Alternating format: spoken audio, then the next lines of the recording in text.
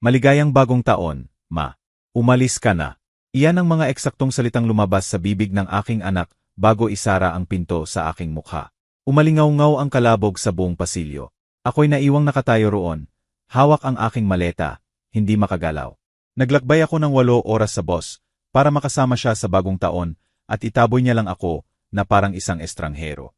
Ako si Wena katakutan, 60 taong gulang, at ito ang gabi na nagpabago sa aking buhay magpakailanman. Naalala ko pa ang lamig na naramdaman ko sa pasilyong iyon. Hindi lang ito ang lamig ng taglamig, ito ang lamig ng pagtanggi, ng pag-abandona, ng pag-unawa na kayang tingnan ka ng sarili mong anak na parang isang sagabal. Ilang buwan kong pinlano ang biyaheng iyon. Si Tio ay nakatira sa Maynila sa loob ng 5 taon. Nagbakasal siya kay Bia, isang babae na hindi kailanman nagsalita sa akin ng higit sa 3 salita. Ngunit ayaw ko ng gulo, gusto ko lang makasama ang aking anak sa bagong taon. Makita ang kanyang mukha, yakapin siya, ipaalala sa kanya na ang kanyang ina ay buhay pa. Pagdating ko sa kanyang gusali noong hapon ng Disyembre 31, pagod ako, ngunit masaya. May dala akong tamales na inihanda ko gamit ang aking mga kamay. Ang paborito ni Tio mula pagkabata.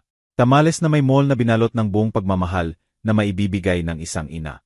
Nag-doorbell ako, nakarinig ng mga yapak. Bahagyang bumukas ang pinto. Siya iyon, ang aking Tio. Ngunit ang kanyang tingin ay tingin ng isang taong hindi ako nakikilala. Ma, anong ginagawa mo rito? Pumunta ako para makasama ka sa bagong taon. Anak, tumawag ako noong nakaraang linggo. Hindi mo ba naaalala? Tumingin siya sa likuran. Narinig ko ang boses ni Bia mula sa loob. Sino yan, Tio? Si Mama. Sagot niya nang hindi binubuksan ng husto ang pinto. Nagkaroon ng katahimikan. Isang katahimikan na tumagal lamang ng 3 segundo. Ngunit para sa akin ay isang kawalang hanggan. Pagkatapos ay narinig ko ang mga yapak ni Bia na papalapit. Lumitaw siya sa tabi niya. Tiningnan niya ako mula ulo hanggang paa. Ang kanyang mukha ay puno ng paghamak. Hindi ka nagsabi na darating ka. Sabi niya na may peking ngiti. Nagsabi ako. Nakausap ko si Tio noong Lunes. Iniwas ni Tio ang kanyang tingin. Ma, hindi magandang pagkakataon. May mga plano kami. Mga plano, anak. Bagong taon. Akala ko magkakasama tayo. Nagkrus ng braso si Bia. Wena, mayroon kaming reserbasyon sa isang napaka-eleganteng lugar. Hindi ka maaaring dumating ng walang pasabi. Ganoon, na para bang ako ay isang problema. Na para bang ang aking presensya ay isang abala. Gusto ko lang makasama kayo sandali. Hindi ko kailangang pumunta sa anumang eleganteng hapunan. Pwede akong maghintay dito, o pwede akong umalis ng maaga. Bumuntong hininga si Tio. Tiningnan niya ako ng mga matang dati ipuno ng pagmamahal at ngayon ay nagpapakita lamang ng pagkailang. Ma, talaga, hindi magandang pagkakataon. Tio, ina mo ako. Naglakbay ako ng 8 oras para makita ka. Dapat ay nagsabi ka muna, sabat ni Bia.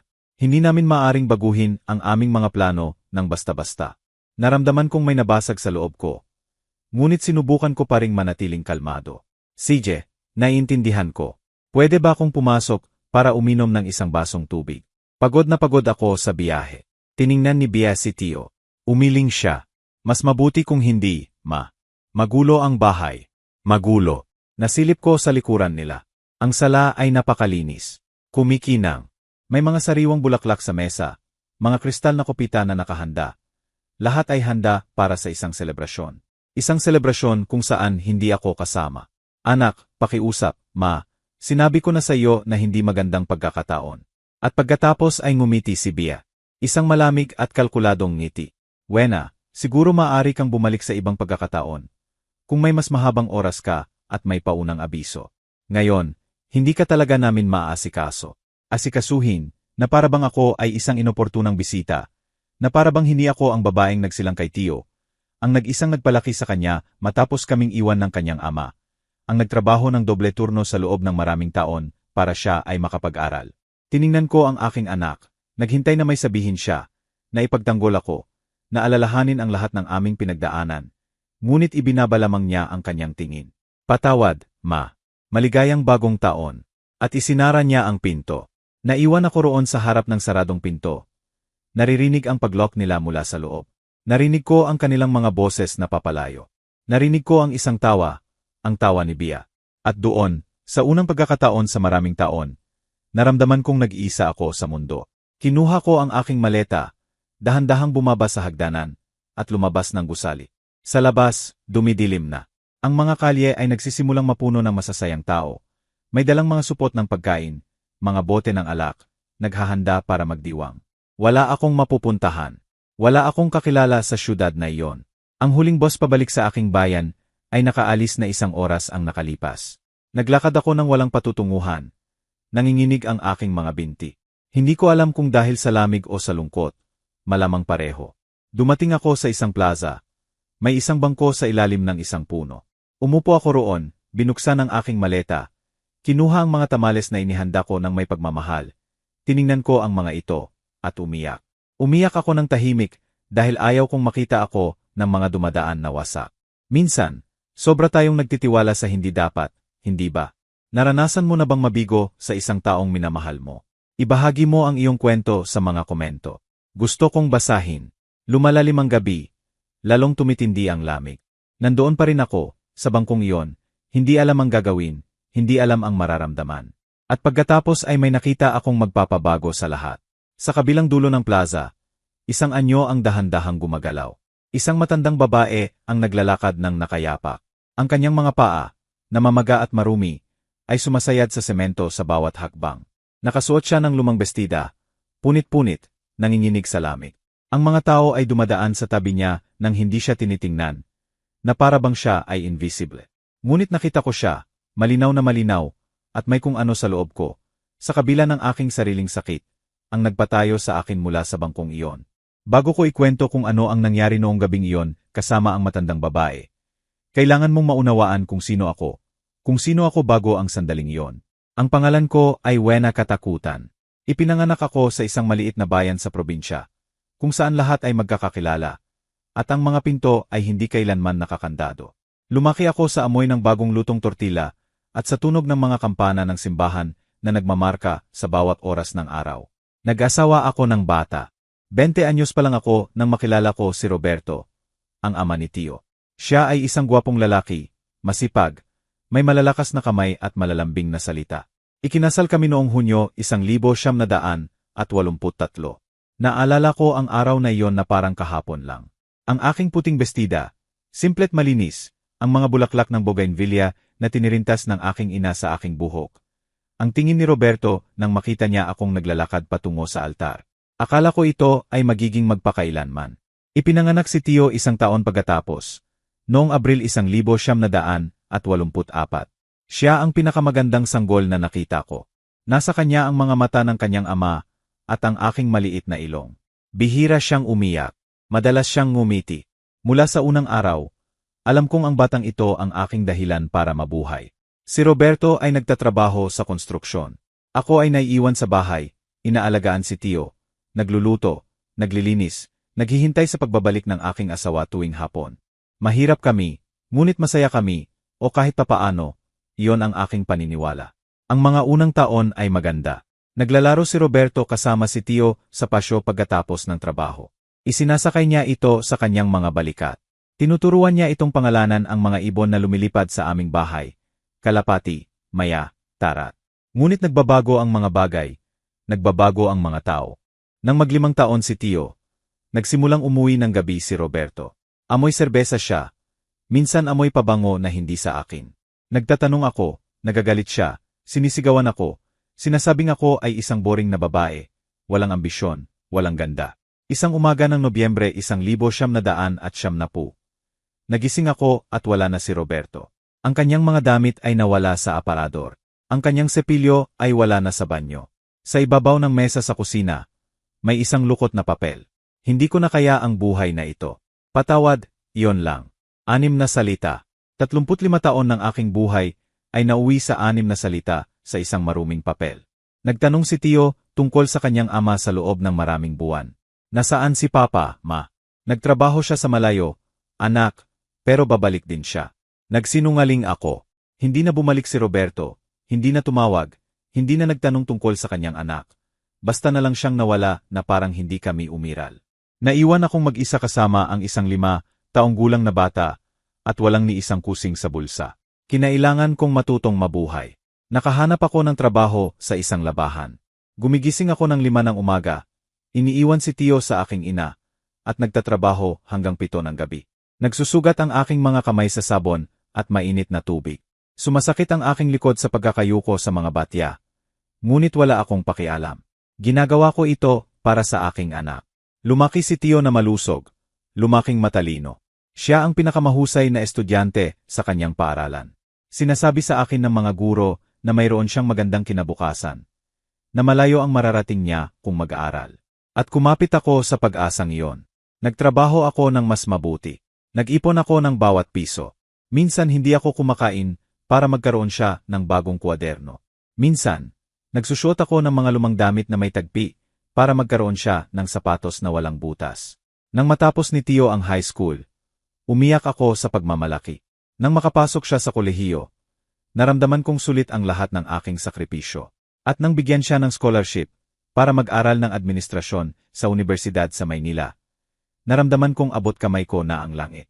Ma, ipagmamalaki kita, sabi niya noong araw na umalis siya. Lahat ng ginawa mo para sa akin, ibabalik ko sa iyo ng doble. Niyakap ko siya, hinalikan sa noo, binigyan ng aking basbas. Maging masaya ka lang, anak. Iyon lang ang kailangan ko. Ang mga unang taon sa Maynila ay maganda. Tumatawag sa akin si Tio bawat linggo. Kinukwento niya ang kanyang mga klase, mga kaibigan, mga pangarap. Nagpapadala ako ng pera kapag kaya ko. Tamales kapag namimiss niya ang pagkain sa bahay. Nagtapos siya ng may karangalan noong 2006. Naglakbay ako para sa kanyang graduasyon.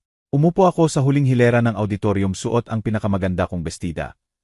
Umiyak sa kaligayahan habang umaakyat siya sa entablado para kunin ang kanyang diploma. Noong araw na iyon, sinabi niya sa akin, Ma, para sa iyo ito. Lahat ng ako ay dahil sa iyo. At naramdaman kong sulit ang lahat. Bawat sakripisyo, bawat gabing walang tulog, bawat sakit. Ngunit pagkatapos ay nakahanap si Tio ng magandang trabaho sa isang malaking kumpanya. Nagsimula siyang kumita ng pera, malaking pera, higit pa sa nakita ko sa buong buhay ko. At ang mga tawag ay nagsimulang dumalang. Ang minsan sa 1 linggo ay naging minsan sa 2 linggo. Pagkatapos ay minsan sa 1 buwan. Pagkatapos ay halos hindi na. Noong 2018, tumawag si Tio para sabihing nagpakasal na siya. Nagpakasal. At bakit hindi mo ako sinabihan? Anak, sana nandoon ako. Maliit lang na selebrasyon. Ma, pribado, kaming 2 lang. At ang huwes, ang pangalan ng kanyang asawa ay Bia. Galing siya sa isang mayamang pamilya. Nag-aral sa mga pribadong paaralan. Marunong mag-Ingles. Nagsusuot ng mga damit na may tatak na hindi ko man lang mabigkas. Nakilala ko siya ng 1 beses nang bisitahin ko sila 6 na buwan pagkatapos ng kanilang kasal. Binati niya ako ng 2 halik sa pisngi. Tulad ng pagbati sa isang malayong kakilala. Hindi tulad ng pagbati sa ina ng iyong asawa. Nice to meet you, Manangwena. Sabi niya na may perpekto at malamig na ngiti. Manangwena, hindi biyenan. Hindi alingwena. Manangwena, na parang ako ay isang estranghero. Sa pagbisitang iyon na tumagal lamang ng 3 araw, may napansin ako. Hindi ako pinapapasok ni Bia sa kusina. Sabi niya, nakapagluto na siya, huwag akong mag-alala. Ngunit gusto kong magluto para sa aking anak. Gusto kong gawin ang kanyang mga paboritong pagkain. Hindi rin nagpumilit si Tio. Ngumiti lang siya at sinabing, sige, ma, magpahinga ka. Marami ka nang pinagtrabahuan sa buhay mo. Pero ayaw kong magpahinga. Gusto kong maging kapaki-pakinabang. Gusto kong maramdaman na mayroon pa akong lugar sa buhay ng aking anak. Bago ako umalis, nag-iwan ako ng pera kay Tio. 5,000 piso. Lahat ng naipon ko sa taong iyon. Heto, anak, para makabili ka ng kailangan mo. Tiningnan niya ang pera. Pagkatapos ay tumingin kay Bia. Ngumiti siya ng may paghamak. Ma, malaki ang kinikita namin. Hindi mo kailangang bigyan ako ng pera. Pero gusto ko. Pakiusap, tanggapin mo. Kinuha ito ni Tio. Ngunit nakita ko sa kanyang tingin na nahihiya siya. Nahihiya na makita ng kanyang asawa na binibigyan siya ng pera ng kanyang mahirap na ina. Bumalik ako sa aking bayan na may mabigat na puso. May nagbago sa aking anak. Hindi na siya ang batang yumayakap sa akin ng mahigpit. Hindi na siya ang binatang tumatawag para ikwento ang kanyang mga pangarap. Ibang tao na siya. Isang taong hindi ko na nakikilala. Ang mga sumunod na taon ay mahirap. Dumalang ang mga tawag. Nawala ang mga pagbisita. Sinubukan kong huwag mang istorbo. Ayaw kong maging ang mabigat na biyenan. Ang pakialamerang ina. Ngunit namimiss ko ang aking anak. Namimiss ko ang kanyang boses, ang kanyang tawa. At dumating ang taong 2024, Disyembre. Nagpa siya akong hindi ako mag-isang magbabagong taon muli. Nagba siya akong kahit hindi ako imbitahan ni Tio. Pupuntahan ko siya para lang mayakap siya, para ipaalala sa kanya na mayroon pa siyang ina. Inihanda ko ang kanyang mga paboritong tamales, binili ang aking ticket sa bus, at naglakbay sa loob ng 8 mahabang oras na may pag-asa sa puso. Hindi ko inakala na isasara niya ang pinto sa aking mukha. Habang ikinukwento ko ang lahat ng ito, iniisip ko kung saan ka nakikinig. Isulat ang pangalan ng iyong lungsod sa mga komento. Gusto kong malaman na hindi ako nag-iisa rito. Ngayon, babalik ako sa gabing iyon ng bagong taon, sa bangkong iyon sa plaza, sa matandang nakayapak na iyon na magpapabago sa aking buhay magpakailanman. Dahil minsan, kapag tila nawala na ang lahat, nagpapadala sa iyo ang universo ng isang senyas. Dahan-dahang naglakad ang matandang iyon sa plaza. Ang kanyang mga nakayapak na paa ay nag-iwan ng maliliit na basang marka sa malamig na semento. Pinapanood ko siya mula sa aking bangko. Hawak pa rin ang mga tamales sa aking kandungan, na may mga tuyong luha pa sa aking mga pisngi. Dinadaanan siya ng mga tao nang hindi siya tinitingnan. Ang ilan ay iniiwasan siya ng may pagkasuklam. Isang batang mag-asawa ang lumipat ng bangketa nang makita siyang papalapit. Isang lalaking naka-Amerikana ang sumigaw sa kanya. Tumabi ka diyan, matanda. Hindi siya sumagot, nagpatuloy lang sa paglalakad, nanginginig. Nakaramdam ako ng kakaiba sa aking dibdib. Isang halo ng lungkot at galit. Paano naging ganoon kalupit ang mga tao? Paano nila binaliwala ang isang taong malinaw na nangangailangan ng tulong? At pagkatapos ay naalala ko na ako rin ay binaliwala noong gabing iyon. Ang sarili kong anak ang nagsara ng pinto sa akin. Tinrato akong parang invisible. Siguro kaya ko nakita ang matandang iyon. Dahil alam ko rin kung ano ang pakiramdam ng maging invisible. Tumayo ako mula sa bangko. Nanginginig pa rin ang aking mga binti. Ngunit naglakad ako patungo sa kanya. Nang makarating ako sa kanyang tabi, mas nakita ko siya ng malinaw.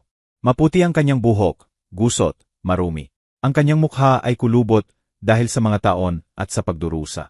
Ang kanyang mga mata, bagamat pagod, ay may kung ano, isang bagay na hindi ko maipaliwanag. Isang uri ng liwanag, ng karunungan. Pasensya na po, Ale, sabi ko ng may malumanay na boses. Huminto siya, tumingin sa akin. Nagdagpo ang aming mga mata. Hiya. Mahina ang kanyang boses, ngunit mabait. Napakalamig po. Mayroon po ba kayong matutulugan ngayong gabi? Ngumiti siya. Isang malungkot na ngiti. Wala, hiya, wala akong mapupuntahan. Pero huwag kang mag-alala, sanay na ako. Sanay na. Ang salitang iyon ay dumurog sa aking puso. Tiningnan ko ang kanyang mga paa. Namamaga ang mga ito, puno ng kalyo at sugat. Hindi ko mailarawan ang sakit na nararamdaman niya sa paglalakad. Sandali lang po, hintayin niyo ako rito. Tumatakbo akong bumalik sa aking bangko. Binuksan ang aking maleta. Kinuha ang aking pinakamakapal na sweater. Ang dinala ko para sa lamig ng Maynila. Kinuha ko rin ang aking komportableng sandalyas. Hindi ito magara, ngunit kahit papaano ay mapoprotektahan siya mula sa nagyayalong semento. Bumalik ako sa kanya. Heto po, Al, pakisuot po ito. Inabot ko ang sweater at ang mga sandalyas. Tiningnan niya ako ng may pagtataka. Hindi, hiya, hindi ko matatanggap. Nilalamig ka rin. Ayos lang po ako. Pakiusap, tanggapin niyo na. Pinilit ko siya hanggang sa kinuha niya ang sweater. Dahan-dahan itong isinuot gamit ang nanginginig na mga kamay. Pagkatapos ay yumuko para isuot ang mga sandalyas. Nang tumayo siya, basa ang kanyang mga mata. Pagpalain ka ng Diyos, hiya. Kakaunti lang ang pumapansin sa akin. Ano po ang pangalan ninyo? Al. Nag-atubili siya sandali. Tawagin mo na lang akong Marisa. Ikinagagalak ko kayong makilala, Aling Marisa. Ako po si Wena. Nagkasama kami roon sa gitna ng plaza, habang patuloy na dumadaan ang mga tao sa aming paligid. Naghahanda para magdiwang.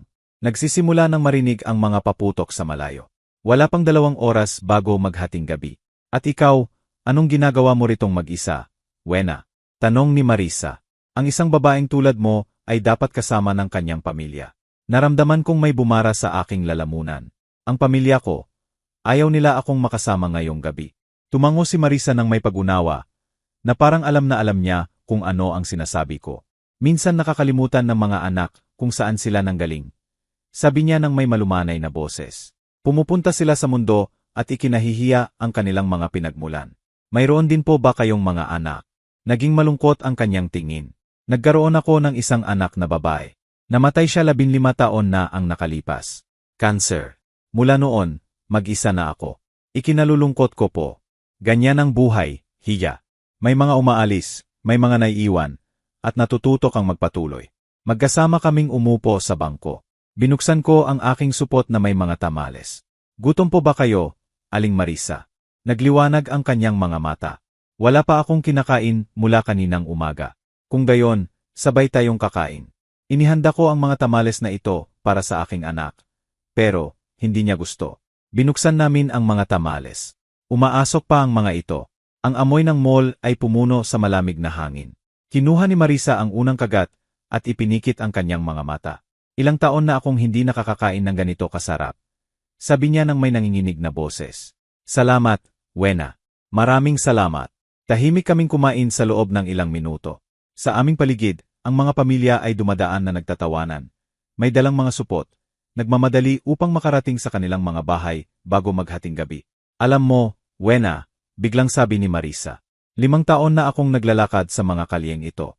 Mula nang mawala ang bahay ko, nakita ko na ang libu-libong tao na dumaan sa tabi ko. At alam mo ba kung ilan ang huminto para tanungin kung may kailangan ako? Ilan po? 3. Ikaw ang pangatlo. 3 tao lang sa loob ng 5 taon. Binalot ako ng kalungkutan. Takot ang mga tao, patuloy ni Marisa. Takot na makita ang kahirapan. Takot na makita ang pagdurusa. Dahil kung makikita nila ito, kailangan nilang aminin na maaari rin silang mapunta sa aking kalagayan balang araw. Pero hindi po kayo nakakatakot, Aling Marisa. Kailangan nyo lang po ng tulong. Ah, Hiya, napakabuti ng iyong kaluluwa. Kaya sigurado akong may magandang mangyayari sa iyo.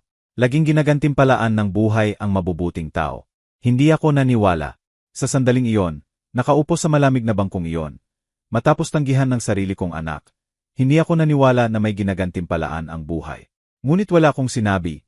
Nagpatuloy lang ako sa pagkain ng aking tamal. Ibinabahagi ang sandaling iyon sa isang estranghero na kakaibang mas pakiramdam kong pamilya kaysa sa sarili kong dugo. Natapos kaming kumain. Itinabi ko ang mga natirang tamales sa aking supot. Naisip ko na baka bukas ay maibenta ko ang mga ito. Makakuha ng kaunting pera para sa ticket pabalik. Wena, may matutulugan ka ba ngayong gabi? Tanong ni Marisa. Wala po. Nakaalis na ang huling boss at wala akong pera para sa isang hotel. May alam akong isang shelter malapit dito. Para sa mga taong walang tirahan. Hindi ito maganda. Pero kahit papaano ay may bubong ka. At kayo po, saan kayo matutulog? May isang portiko, 2 kanto mula rito. Doon ako madalas matulog. Protektado ito sa hangin.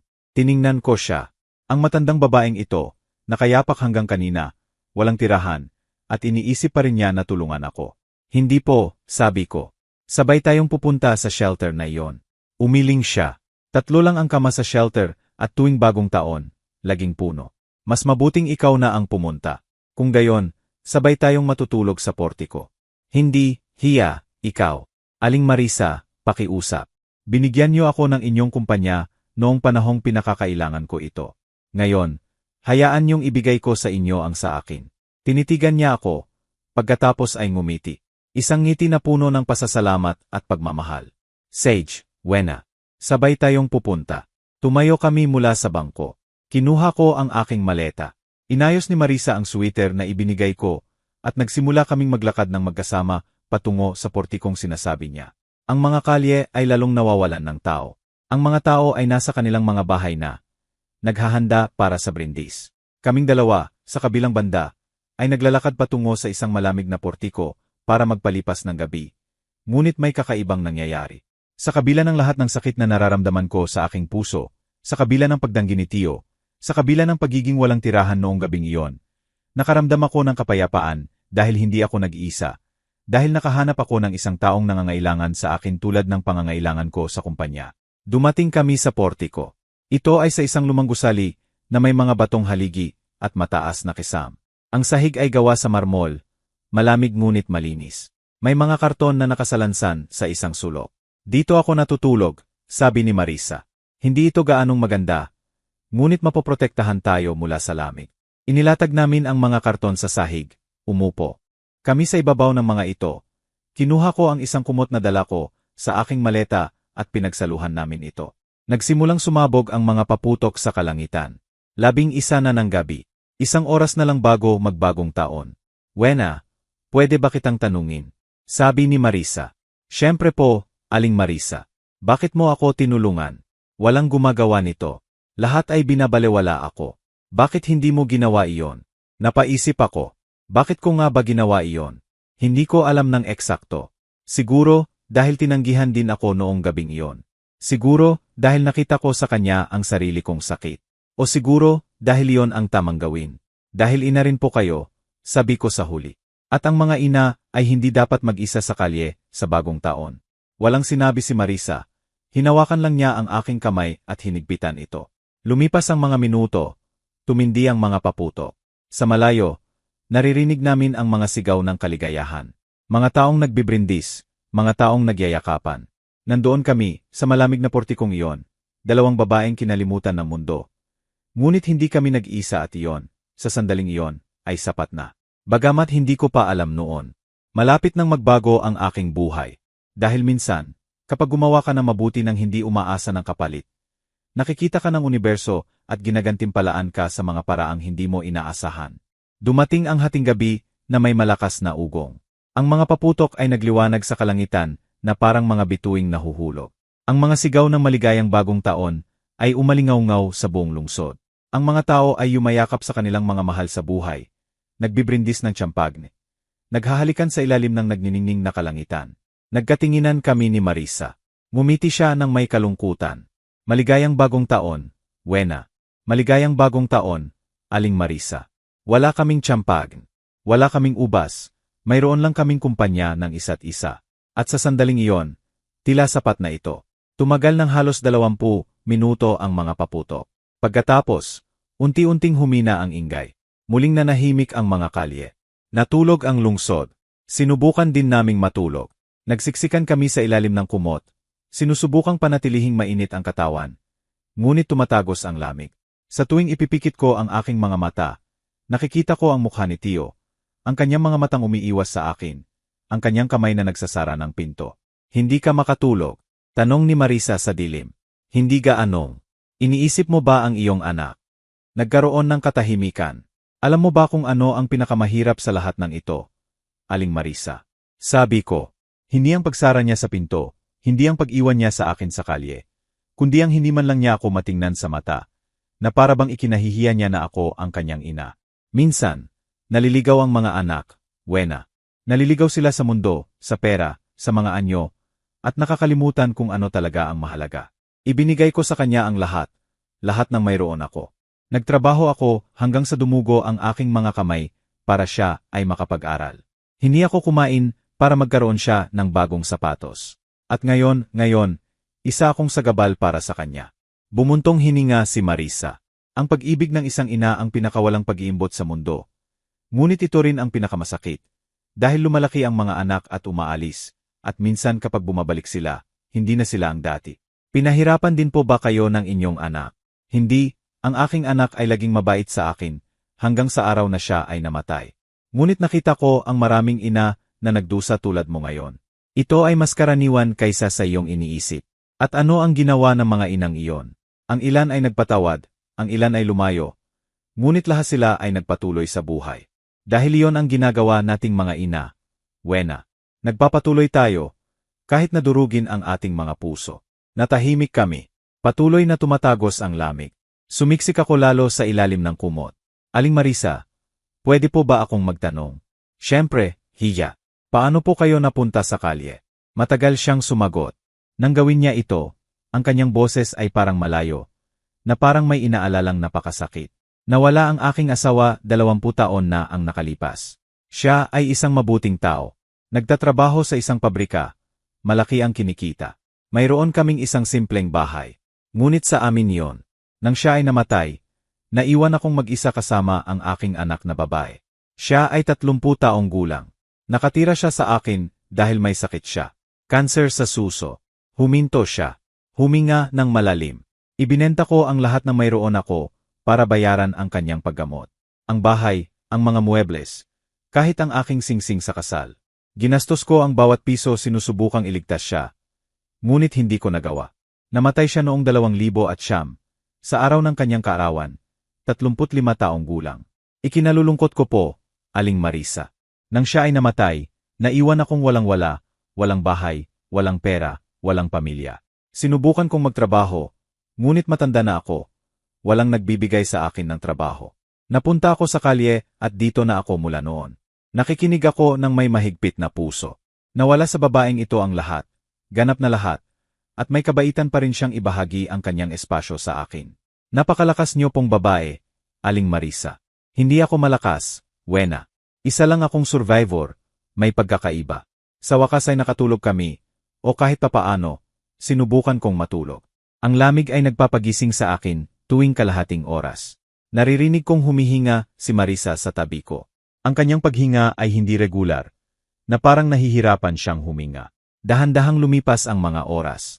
Nang mag-umaga, ang unang araw ng Enero ay dumating na may kulay abo at malamig na kalangitan. Bumangon ako na masakit ang katawan. Lahat ng parte ng katawan ko ay masakit dahil sa pagtulog sa sahig. Tulog pa si Marisa. Ang kanyang mukha ay mukhang pagod, napakarupok. Hinayaan ko siyang magpahinga. Lumabas ako sa kalye. Walang tao sa lungsod. Ang mga kalye ay puno ng basura mula sa selebrasyon kagabi. Mga basong plastik, serpentina, mga sirang bote. Naglakad ako ng walang patutunguhan. Kailangan kong mag-isip. Kailangan kong magpasya kung ano ang gagawin. Ang susunod na bus papunta sa aking bayan ay alis ng 3 ng hapon. Kailangan kong makakuha ng pera para sa ticket. Kailangan kong umuwi, ngunit may kumikirot sa aking puso. Isang bahagi sa akin ang ayaw umalis. Ayaw kong tanggapin na tinanggihan ako ng aking anak. Gusto kong maniwala na may paliwanag, na lahat ay isang hindi pagkakaunawaan. Naglakad ako patungo sa gusali ni Tio. Hindi ko alam kung bakit. Siguro umaasa akong kapag nakita ko ito sa araw, sa liwanag ng araw, magiging iba ang lahat. Siguro umaasa akong bababa siya at sasabihing nagsisisi siya, na anyayahan niya akong pumasok. Dumating ako sa gusali, nanatili akong nakatayo sa bangketa, nakatingin sa itaas. Ang apartment ni Tio ay nasa 2 palapag. Ang mga bintana ay may saradong mga kurtina. Naghintay ako roon ng halos 1 oras. Nagsimulang lumabas ang mga tao sa gusali. Mga kapitbahay, mga pamilya, lahat ay tumitingin sa akin ng may pagtataka. Ang ilan ay may paghama. Isang matandang babae ang nagsabi sa akin, "Naliligaw po ba kayo, Ale?" "Hindi po, hinihintay ko ang aking anak." "Dito nakatira ang anak nyo?" "Opo, sa 2 palapag." Tiningnan niya ako mula ulo hanggang paa. Ang aking gusot na damit, ang aking magulong buhok. Halatang sa kalye ako nagpalipas ng gabi. Sabi niya ng may tuyong tono at umalis ng walang sinabi. Nagpatuloy ako sa paghihintay. Ngunit hindi lumabas si Tio. Nananatiling sarado ang mga kurtina ng kanyang apartment. Sa wakas, bandang 1:00 ng umaga, sumuko na ako.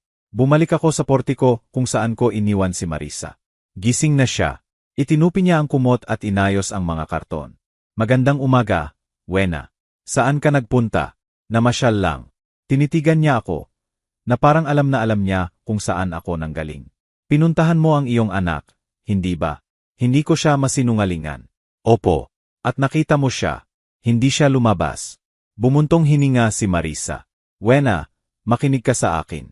Minsan kailangan nating tanggapin na ang mga taong mahal natin ay ayaw na sa atin. Gaano man kasakit, gaano man natin hindi maintindihan, kailangan nating matutong bumitaw. Pero anak ko siya, Aling Marisa. Siya lang ang nag-iisa kong anak.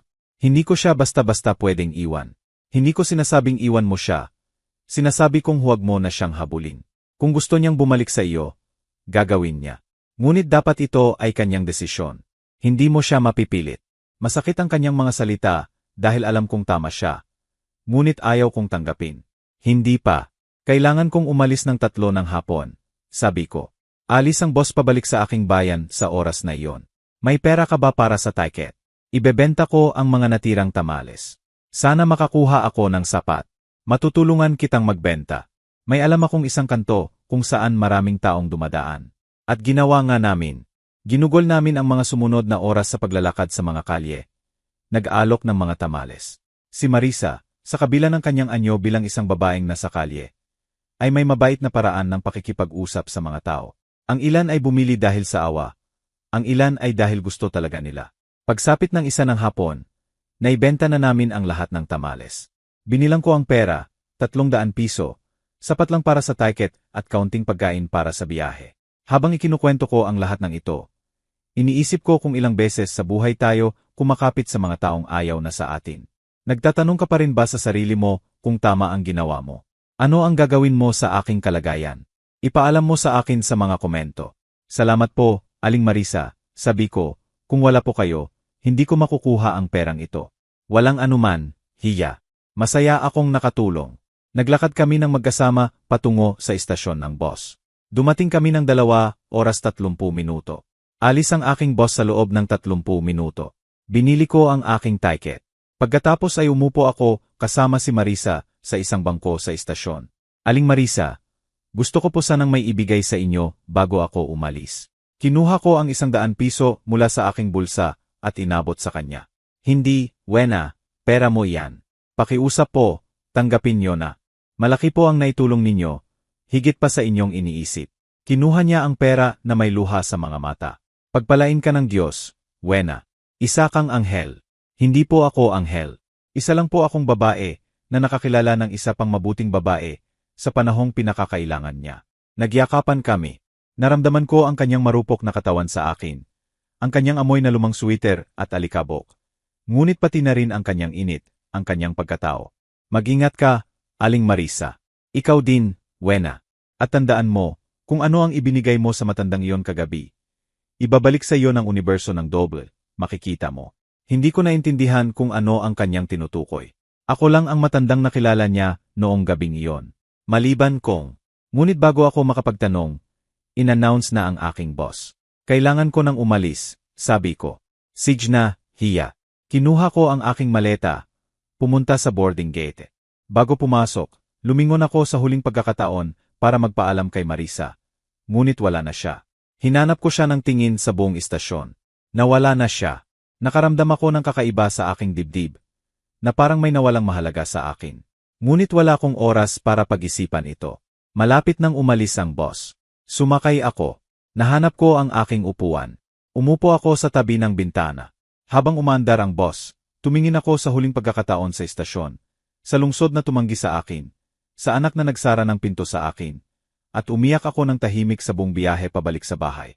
Ngunit ang hindi ko alam ay nagsisimula pa lang ang aking kwento kay Marisa at totoo ang sinabi niya sa akin. Malapit nang ibalik sa akin ng universo ang lahat ng ibinigay ko sa pinaka hindi inaasahang paraan. Dumating ako sa aking bayan ng dapit hapon ng Enero 1. Iniwan ako ng boss sa pangunahing plaza. Sa harap mismo ng simbahan kung saan ako ikinasal kay Roberto, maraming taon na ang nakalipas. Mukhang pareho pa rin ang lahat, ang paehong mga kalye, ang paehong mga puno, ang paehong mga bahay na may malabong ilaw. Ngunit hindi na ako ang dati. Naglakad ako ng 3 kanto papunta sa aking bahay. Ito ay isang maliit na bahay, isang palapag lamang, na may mga pader na kupas na dilaw. Binili ko ito gamit ang ipon ng buong buhay ko. Matapos ang maraming taon ng pangungupahan, binuksan ko ang pinto. Sinalubong ako ng amoy ng halumigmig at kulop. Walang tao roon sa loob ng 2 araw na wala ako. Inilapag ko ang aking maleta sa sahig. Umupo sa lumang sopa sa sala. At nanatili roon sa dilim ng walang ganang buksan ang ilaw. Hindi tumitigil ang pag-ikot ng aking isipan. Iniisip ko si Tio, si Bia, ang pagsara ng pinto sa aking mukha. Ngunit iniisip ko rin si Marisa, ang biglaan niyang pagkawala sa istasyon, ang kanyang mga huling salita. Kung ano ang ibinigay mo sa matandang iyon kagabi, ibabalik sa iyo ng universo ng doble. Sinong matanda? Ano ang kanyang sinasabi? Tinulungan ko lang siya, maliban kung hindi. Walang katuturan. Totoo si Marisa. Kumain siya kasama ko, natulog sa tabi ko, nagbenta ng tamales kasama ko. Isa siyang taong may laman at buto. Ngunit bakit siya biglang nawala? Iniling ko ang aking ulo. Pagod ako. Pinaglalaruan ako ng aking isipan. Siguradong umalis lang si Marisa habang sumasakay ako sa bus. Iyon lang. Dahan-dahang lumipas ang mga unang araw ng Enero. Hindi ako gaanong lumalabas ng bahay. Wala akong ganang makita kahit sino. Kumakatok ang aking mga kapitbahay sa aking pinto para batiin ako ng maligayang bagong taon. Nagpapasalamat ako mula sa pinto at muling nagkukulong. Si Aling Lita, ang aking kapitbahay mula pa noon, ay nag-alala. Wena, ayos ka lang ba? Ang payat mo. Kumain ka na ba? Opo, Aling Lita, ayos lang ako. medyo pagod lang. Pinuntahan mo ba si Tio noong bagong taon? Ang tanong na iyon ay parang isang saksak. Opo. At kumusta ang ating binata? Ang ating binata, lahat sa bayan ay naalala si Tio bilang ang mabait na batang nag-aral sa Maynila. Ang pride ng baryo. Ayos naman po siya. Masyado siyang abala. Sigurado may plano na siyang lumipat ka sa kanya. Hindi ba? Ang isang mabait na anak ay hindi hahayaang mag-isa ang kanyang ina rito. Hindi ako sumagot. Ngumiti lang ako ng may kalungkutan at isinara ang pinto. Noong Enero 5, nagpa siya kung may kailangan akong gawin. Hindi ako pwedeng manatiling nakakulong magpakailanman. Kailangan kong magtrabaho. Kailangan kong maglibang. Bumalik ako sa labahan kung saan ako nagtrabaho sa loob ng maraming taon. Ang may-ari, si Aling Carmen, ay tinanggap ako ng bukas palad. Wena, mabutit nakita kita. Papasok ka ba? Opo, Aling Carmen, kung may lugar pa po kayo para sa akin. Laging may lugar para sa iyo. Magsimula ka bukas kung gusto mo. At ginawa ko nga. Bumalik ako sa aking dati-rating routine. Gumigising ako ng 5 ng umaga, pumupunta sa labahan, naglalaban ng damit ng iba sa loob ng 8 oras. Umuwi ng pagod, kumakain ng simpleng hapunan, natutulog, ngunit mahirap ang mga gabi dahil sa gabi, kapag tahimik ang lahat, hindi ako pinatatahimik ng aking isipan. Iniisip ko si Tio. Iniisip ko kung ayos lang siya, kung namimiss niya ako. Kahit kaunti, kung nagsisisi siyang isinara ang pinto. Isang bahagi sa akin ang gustong tumawag sa kanya. Gustong marinig ang kanyang boses. Ngunit isa pang bahagi, ang bahaging ginising sa akin ni Marisa, ang nagsasabing huwag, na kung gusto niya makipag-usap sa akin, siya ang dapat gumawa ng unang hakbang. Lumipas ang 2 linggo, pagkatapos ay 3, pagkatapos ay 4. Dumating ang Pebrero 15, ang aking kaarawan. 61 taong gulang na ako. Walang nakakalala, o kahit papaano, walang tumawag. Dinalhan ako ni Aling Lita ng isang pirasong keke na natira mula sa handaan ng kanyang apo. Ngunit iyon lang. Hindi tumawag si Tio, ni isang mensahe, ni isang maligayang kaarawan, ma. Noong gabing iyon, umiyak ako hanggang sa makatulog. Naramdaman kong mas nag-iisa ako kaysa dati. Ngunit pagkatapos ay may kakaibang nagsimulang mangyari. Noong Pebrero 18, 2 araw pagkatapos ng aking kaarawan, nagtatrabaho ako sa labahan nang pumasok ang isang eleganteng babae. Nakasuot siya ng kulay abo na suit, sapatos na may takong, at may dalang leather na portfolio. Sige nang wena katakutan po. Tanong niya. Opo, ako nga po. Ano po ang maipaglilingkod ko? Ang pangalan ko po ay Gabriela Morales. Isa po akong abogado. Kailangan ko po kayong makausap. Ito ay isang mahalagang bagay. Bumilis ang tibok ng aking puso. Abogado, ano ang maaring kailanganin ng isang abogado sa akin? Anong nangyari? Si Tio, ayos lang ba siya? Hindi po ito tungkol sa inyong anak, ginang katakutan. Tungkol po ito sa ibang bagay. Pwede po ba tayong mag-usap ng pribado? Tumingin ako kay Aling Carmen. Tumango siya.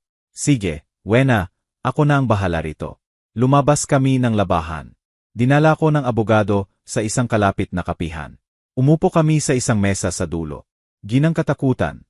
Narito po ako bilang kinatawan ng isang kliyente na nais manatiling anonymous sa ngayon. Hiniling po sa akin ng taong ito na hanapin kayo. Ako, bakit po? Ang aking kliyente po ay naroon noong gabi ng Disyembre 31 sa Maynila. Nakita po niya ang ginawa ninyo. Nanlamig ang aking dugo. Ano po ang nakita niya? Nakita po niya kung paano ninyo tinulungan ang isang matandang babae sa kalye. Ibinigay ninyo ang inyong sweater, ang inyong sandalyas, ibinahagi ang inyong pagkain sa kanya. Ang aking kliyente po ay labis na humanga sa inyong kabaitan. Hindi ako makapaniwala sa aking naririnig. May nakakita sa lahat ng iyon. Ako, ginawa ko lang po ang gagawin ng sinumang disenteng tao. Hindi po, ginang katakutan. Hindi po yon ginawa ng sinumang tao. Ang aking kliyente po ay dumaan sa plazang iyon ng higit sa 1 oras noong gabing iyon. Nakita po niya ang dose-dose ng tao na dumaan sa tabi ng matandang iyon nang hindi man lang siya tiningnan. Kayo po ang nag-iisang huminto, ang nag-iisang nag-alok ng tulong. At sino po ang inyong kliyente? Ngumiti ang abogado. Hindi ko pa po maaring sabihin ang kanyang pagkakakilanlan. Ngunit hiniling niya po sa akin na ibigay ito sa inyo. Kinuha niya ang isang puting sobre mula sa kanyang portfolio. Iniabot ito sa akin. Kinuha ko ito nang may nanginginig na mga kamay. Binuksan. Sa loob ay may isang tseke at nang makita ko ang halaga, halos himatayin ako. 50,000. Ito ay dapat isang pagkakamali, sabi ko ng kautal. Hindi po ito pagkakamali. Nais po kayong gantimpalaan ng aking kliyente para sa inyong kabaitan at ito po ay simula pa lamang. Simula. Hindi ko po maintindihan. Mayroon pong alok sa inyo ang aking kliyente. Ngunit nais niya po muna kayong makilala ng mas mabuti. Nais niyang tiyakin na kayo ang tamang tao. Tamang tao para saan po? Yumuko ang abogado. Ginang katakutan. Gaano po kayo kalapit sa bayang ito? Gaano po kayo kalapit sa inyong kasalukuyang buhay? Nagulat ako sa tanong. Ito po ang aking tahanan. Dito po ako nanirahan sa buong buhay ko. Ngunit mayroon po ba kayong talagang nag-ugnay sa inyo rito? Malapit na pamilya, mahahalagang kompromiso. Naisip ko si Tio, ngunit ayaw sa akin ni Tio. Naisip ko ang aking mga kapitbahay, ngunit walang sinuman sa kanila ang talagang malapit. Naisip ko ang aking trabaho, ngunit trabaho lang iyon na kahit sino ay pwedeng gawin. Hindi ako sumagot. Sa huli, wala po akong talagang nag-ugnay sa akin dito. Ngumiti ang abogado. Perpekto. Kung dayon, hiniling po sa akin ng aking kliyente na magtanong ng isang napakahalagang bagay. Handa po ba kayong lumipat sa Maynila? Magsimula ng isang bagong buhay. Lumipat. Bakit po? Ang aking kliyente po ay nangangailangan ng kumpanya. Isa po siyang matandang tao, walang pamilya, at matapos makita ang inyong kabaitan noong gabing iyon, naniniwala siyang kayo ang perpektong kasama. Kasama. Parang isang nurse. Hindi po eksakto. Parang isang kaibigan, isang kumpidensyal, isang taong makakasama sa kanyang tahanan. Umiikot ang aking ulo. Walang katuturan ang lahat ng ito. At sino po eksakto ang inyong kliyente? Bakit po napakalihim? Isa po siyang 75 taong gulang na babae, isang napakayamang biyuda, wala siyang mga anak o malapit na kamag-anak, at matapos makita ang inyong kabaitan noong gabing iyon, nagbasya siyang gusto kayong makilala. 75 taong gulang. Biyuda, walang anak. May gumalaw sa aking alaala. Isang pag-uusap, isang malumanay na boses sa dilim ng isang malamig na portiko. Marisa, bulong ko. Tinaasan ng kilay ng abogado. So, nagkita na pala kayo. Magaling. Mas mapapadali nito ang mga bagay. Pero si Marisa ay nasa kalye, nakayapak, walang tirahan. Hindi po, ginang katakutan. Hindi po walang tirahan si Marisa. Sinusubukan po kayo ni Marisa. Sinusubukan ako. Ginagawa po ito ng aking kliyente bawat taon. Nagbabalat kayo po siyang isang taong nasa kalye at naglalakad sa mga lansangan tuwing Kapaskuhan. Pinapanood po niya kung paano tumutugon ang mga tao sa kanya. Ilan ang tumutulong sa kanya? Ilan ang binabalewala siya? Ito po ang kanyang paraan upang makahanap ng mga taong tunay na mabuti sa isang mundong puno ng kawalang pakialam. Hindi ako makapaniwala sa aking naririnig. Isang pagsubok si Marisa. Lahat ay isang pagsubok. At nakapasa ako sa pagsubok. Hindi lang po kayo nakapasa, ginang katakutan. Kayo po ang nag-iisang tao sa loob ng 5 taon na nag-alok ng tulong ng hindi umaasa ng kapalit. Ang nag-iisang nagbahagi ng kaunting mayroon kayo. Ang nag-iisang tumrato sa kanya ng may dignidad. Nagsimulang tumulo ang mga luha sa aking mga pisngi. Wala po akong ginawang espesyal. Nakita ko lang po ang isang taong nangangailangan ng tulong. Eksakto po. At iyon po ang nagpapaging espesyal sa inyo. Dahil karamihan sa mga tao ay nakikita ang pagdurusa at tumitingin sa ibang direksyon. Ngunit hindi kayo. Huminto kayo at ngayon, nais kayong gantimpalaan ng aking kliyente. Hindi ko po kailangan ng gantimpala. Hindi ko po yon ginawa para doon. Alam ko po. At kaya nga po, karapat-dapat kayo sa gantimpalang ito. Kumuha ang abogado ng isang folder mula sa kanyang portfolio. Hiniling po sa akin ng aking kliyente na yalok ang mga sumusunod. Isang tahanan sa Maynila, sa kanyang sariling bahay, isang pribadong silid, kumpleto sa gamit, kasama ang pagkain, at isang buwanang sahod na 15,000 piso para samahan siya. 15,000 piso. Iyon ay higit pa sa kinikita ko sa loob ng 3 buwan sa labahan. Bakit po? Bakit po niya gagawin ang lahat ng ito para sa akin? Dahil nag-iisa po siya. Dahil sa kabila ng lahat ng kanyang pera, wala siyang sinuman. At dahil sa inyo, nakita niya ang isang bagay na hindi niya nakita sa iba. Isang tunay na mabuting puso. Tiningnan ko ang tseke sa aking mga kamay. 50,000 piso. Pera na maaaring magbago sa aking buhay. Kailangan ko pong mag-isip, sabi ko sa huli. Siyempre po, maglaan po kayo ng oras. Ngunit huwag po masyadong matagal. Ang aking kliyente po ay sabik na makilala kayo muli, sa pagkakataong ito, sa kanyang tunay na pagkatao. Tumayo ang abogado. Binigyan ako ng kanyang card. Tawagan niyo po ako kapag nakapagpasya na kayo. Nariyan po ang numero ko. At umalis siya. Iniwan akong mag-isa na may tseke na 50,000 piso at isang desisyon na magpapabago sa aking buhay magpakailanman. Noong gabing iyon, hindi ako makatulog. Paulit-ulit kong inisip ang lahat ng nangyari. Si Marisa, ang pagsubok, ang alok. Isang bahagi sa akin ang gustong tumanggap. Gustong umalis sa bayang ito. Gustong magsimula muli. Gustong maramdaman na may layunin ang aking buhay bukod sa paglalaban ng damit ng iba. Ngunit isa pang bahagi ang natatakot. Takot sa hindi alam. Takot na iwan ang lahat ng aking nakasanayan. At pagkatapos ay naisip ko si Tio. Kung lilipat ako sa Maynila, mas malapit ako sa kanya. Siguro makikita ko siya paminsan-minsan. Siguro maayos namin ang mga bagay. O siguro hindi. Siguro oras na para tumigil sa pamumuhay para sa aking anak at magsimulang mamuhay para sa aking sarili. 3 araw akong nag-isip. 3 araw na halos hindi ako kumain. Halos hindi natulog. Paulit-ulit lang ang tanong sa aking isipan. Dapat ko bang tanggapin? Noong Pebrero 20, sa wakas ay nagpasya ako. Tinawagan ko ang abogado. Attorney Gabriela, si Wena katakutan po ito. Ginang Wena, ikinagagalak kong marinig kayo. Nakapagpasya na po ba kayo? Huminga ako ng malalim. Tinatanggap ko po. Gusto ko pong makilala ang inyong kliyente. Gusto kong marinig ang sasabihin niya sa akin. Narinig ko ang isang ngiti sa kanyang boses. Magaling. Matutuwa po ang aking kliyente. Pwede po ba kayong maglakbay papuntang Maynila ngayong Biyernes? Opo, pwede po. Perpekto. Ipadadala ko po sa inyo ang mga ticket sa bus sa pamamagitan ng email. First class. At isang super po ang maghihintay sa inyo sa istasyon upang dalhin kayo sa tirahan ng aking kliyente. Tirahan. Opo.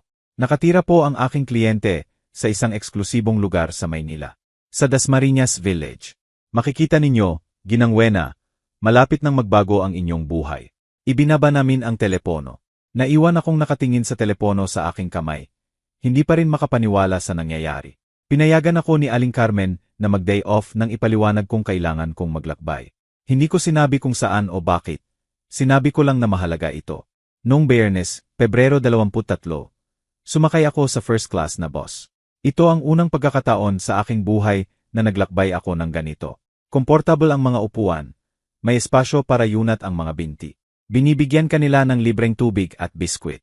May telebisyon sa bawat upuan. Naramdaman kong hindi ako bagay. Ang ibang mga pasahero ay nakasuot ng eleganteng damit. May mga laptop, mamahaling telepono. Suot ko ang aking nag-isang disenteng bestida. Ang payahong ginamit ko sa graduation ni Tio, maraming taon na ang nakalipas. Ngunit sinubukan kong huwag isipin iyon. Sinubukan kong i-enjoy ang biyahe. Dumating kami sa Maynila ng 2 ng hapon. Sa istasyon, tulad ng ipinangako ng abogado, may isang super na naghihintay sa akin. Isang matandang lalaki na nakaunipormeng itim at may placard na may pangalan ko. Ginang Wena katakutan. Opo, ako nga po. Ikinagagalak ko po kayong makilala. Ako po si Hector. Susunduin ko po kayo para dalhin kay Ginang Marisa. Dinala niya ako sa isang itim, malaki, at makintab na kotse, isang Mercedes. Hindi pa ako nakasakay sa ganitong kotse. Ang loob ay amoy bagong leather at mamahaling pabango. Nagmaneho si Hector ng 20 minuto sa mga kalyeng hindi ko kilala. Dinaanan namin ang malalawak na abenida na puno ng mga puno, mga modernong gusali, eleganteng restauran, mga tindahan ng mga tatak na sa telebisyon ko lang nakita. Sa wakas, pumasok kami sa isang residential area. Malinis ang mga kalye, tahimik. May mga security guard sa bawat kanto. Ang mga bahay ay malalaki. May perpektong mga hardin at matataas na bakod. Malapit na po tayo, Ginang Wena, sabi ni Hector. Bumibilis ang tibok ng aking puso. Bigla akong natakot. Ano ang ginagawa ko? Bakit ako pumayag na pumunta? Hindi ko kilala ang mga taong ito. Wala akong alam tungkol sa kanila. Ngunit huli na para magsisi. Huminto ang kotse sa harap ng isang bahay. Hindi isang mansyon. 2 palapag ito, puti ang pintura.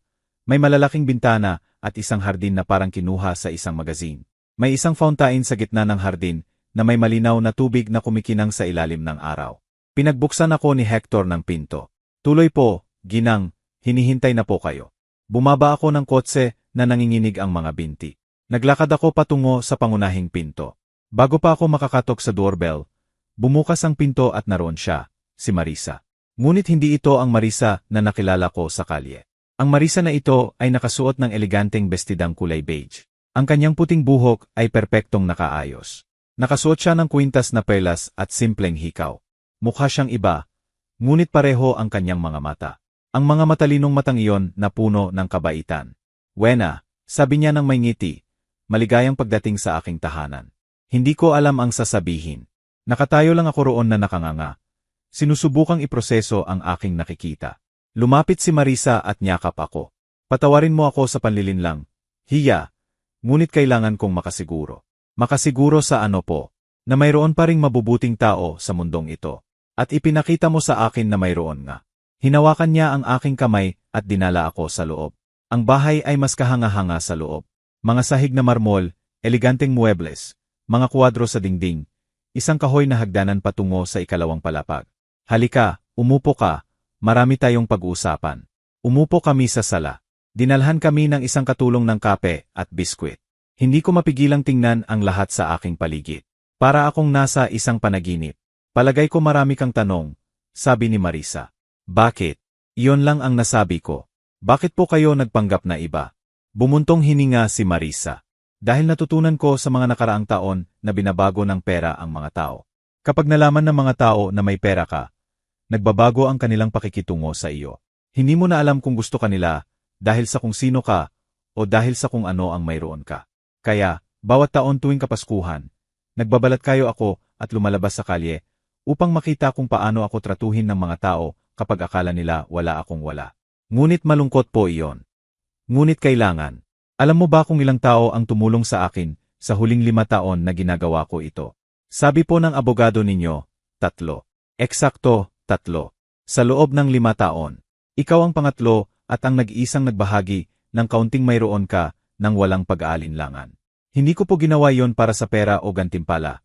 Ginawa ko po yon dahil yon ang tama. Alam ko, at kaya ka narito. Uminom si Marisa ng kanyang kape. Hayaan mong ikwento ko kung sino talaga ako. Ang buong pangalan ko ay Marisa Sandoval Vida de Ocampo. Ako ay 75 taong gulang. Biyuda na ako sa loob ng 20 taon. Ang aking asawa, si Ernesto Ocampo, ay may-ari ng isang chain ng mga hardware store. Nang siya ay namatay, iniwan niya sa akin ang lahat. Ang kumpanya, ang mga ari-arian, ang mga investment. Naging isa akong napakayamang babae. Huminto siya. Ngunit hindi ka binibigyan ng kaligayahan ng pera. Wena. Binibigyan ka nito ng kaginhawaan. Seguridad. Ngunit hindi ka nito binibigyan ng pag-ibig. Hindi ka nito binibigyan ng kumpanya. Hindi ka nito binibigyan ng layunin. At ang inyong anak na babae, sinabi niyo po na nagkaroon kayo ng anak. Naluha ang mga mata ni Marisa. Si Mariana, ang aking nag-iisang anak. Ang ikinwento ko sa iyo noong gabing iyon ay totoo. Namatay siya sa kanser, 15 taon na ang nakalipas. 35 taong gulang siya. Ibinenta ko ang lahat ng kaya kong ibenta para bayaran ang kanyang paggamot. Well, hindi lahat, pero marami. At hindi ito gumana. Namatay siya sa aking mga bisig noong Hulyo 26, 2009. Ikinalulungkot ko po. Mula noon, nag-iisa na ako, ganap na nag-iisa. Wala akong mga kapatid. Matagal nang namatay ang aking mga magulang. Wala akong mga pamangkin o malapit na pinsan. Mayroon lang akong mga empleyado, abogado, accountant, mga taong nagtatrabaho para sa akin. Ngunit hindi ako kilala. Talaga. Tiningnan ako ni Marisa ng diretso sa mga mata. Kaya kita hinahanap, Wena. Dahil nang makita kitang tinutulungan ako noong gabing iyon. Nakita ko ang isang bagay na hindi ko nakita sa loob ng maraming taon. Tunay na kabaitan, tunay na habag. At naisip ko, ito ang taong gusto kong makasama. Pero, Aling Marisa, hindi po ako espesyal. Isa po akong simpleng babae mula sa probinsya. Wala po akong alam sa mundong ito. Kaya nga kita gusto rito, dahil hindi mo ako tinitingnan bilang pera. Tinitingnan mo ako bilang isang tao, bilang ang matandang nasa kalye. Nanginginig sa lamig at ibinigay mo ang iyong Amerikana nang hindi iniisip ang gastos. Kumuha siya ng isang sobre mula sa bulsa ng kanyang bestida. Wena, gusto kong mag-alok sa iyo, at gusto kong pag-isipan mo itong mabuti bago ka sumagot. Binuksan niya ang sobre. Sa loob ay may ilang dokumento. Inaalok kong manirahan ka rito kasama ko sa bahay na ito. Magkakaroon ka ng sarili mong silid, sariling banyo, 3 beses na pagkain sa isang araw. Damit kung kailangan mo. Isang buwan ng sahod na 20,000 piso, hindi 15. Tulad ng sinabi sa iyo ni Gabriela. Hiniling ko sa kanya na mas mababa ang sabihin para hindi ka matakot. 20,000 piso. Iyon ay mas malaking pera kaysa sa nakita ko nang magkasama sa buong buhay ko. Ang tanging hinihiling ko lang sa iyo ay ang iyong kumpanya, na mag-almusal ka kasama ko, manood ng mga pelikula kasama ko. Ikwento mo sa akin ang iyong buhay. Gawin nating magkasama ang ginagawa ng mga magkakaibigan, dahil iyon ang gusto ko, Wena. Isang kaibigan, hindi isang empleyado, isang kaibigan. Nagsimulang tumulo ang luha sa aking mukha. Pero, Aling Marisa, hindi ko po ito. Tinulungan ko lang po kayo noong gabing iyon dahil isa kang mabuting tao, at ang mabubuting tao ay karapat-dapat sa mabubuting bagay. Hindi naging mabait sa iyo ang buhay, Wena. Nakita ko ito sa iyong mga mata noong gabing iyon. Nakita ko ang sakit, ang pag-abandona, ang kalungkutan. 2 babae, kaming nag-iisa na nakaupo sa isang malamig na portiko na walang sinumang may gusto sa amin.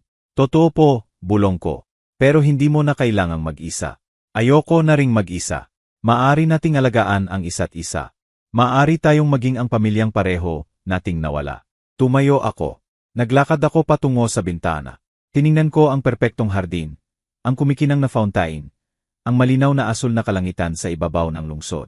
Naisip ko ang aking bahay, ang bayan, ang labahan, ang aking walang katapusang mga araw na naglalaban ng damit ng iba, ang aking mga gabing nag-iisa sa harap ng telebisyon, ang aking mga nakalimutang kaarawan. At pagkatapos ay naisip ko si Tio, kung paano niya isinara ang pinto, kung paano niya hindi ako tinawagan sa aking kaarawan, kung paano niya ako tinrato na parang isang sagabal. At may nabasag sa loob ko, ngunit hindi dahil sa kalungkutan, kundi dahil sa paglaya. Humarap ako kay Marisa. Tinatanggap ko po, sabi ko. Tinatanggap ko po ang inyong alok. Ngumiti si Marisa, tumayo, naglakad patungo sa akin, at niyakap ako ng mahigpit. Salamat, Wena. Salamat sa pagbibigay ng pagkakataon sa matandang nag-iisang ito. Salamat po sa inyo, Aling Marisa, sa pagdingin sa akin, sa pagdingin sa aking puso nang walang sinuman ang gumawa nito. Nanatili kaming magkayakap sa loob ng tila, isang kawalang hanggan.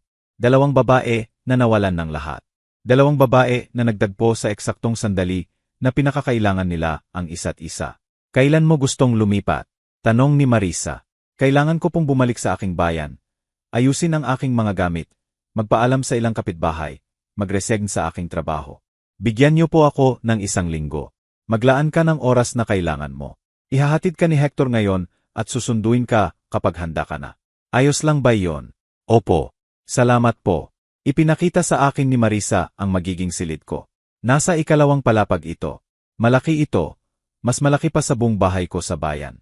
Mayroon itong king size na kama na may puti at malambot na sapin. Isang inukit na kahoy na aparador. Isang mesa sa tabi ng bintana. Isang pribadong banyo na may hiwalay na bathtub at shower. Ito ang magiging silid mo, sabi ni Marisa. Ang iyong pribadong espasyo. Maaari mo itong palamutihan kung paano mo gusto. Dalhin ang iyong mga gamit. Gawin ang anumang magpapasaya sa iyo. Hindi ako makapaniwala sa aking nakikita. Para itong isang luxury hotel room. Ito, sobra na po. Hindi ito sobra. Ito ang nararapat sa iyo. At Wena, isa pang bagay. Inabutan niya ako ng isang mas makapal na sobre.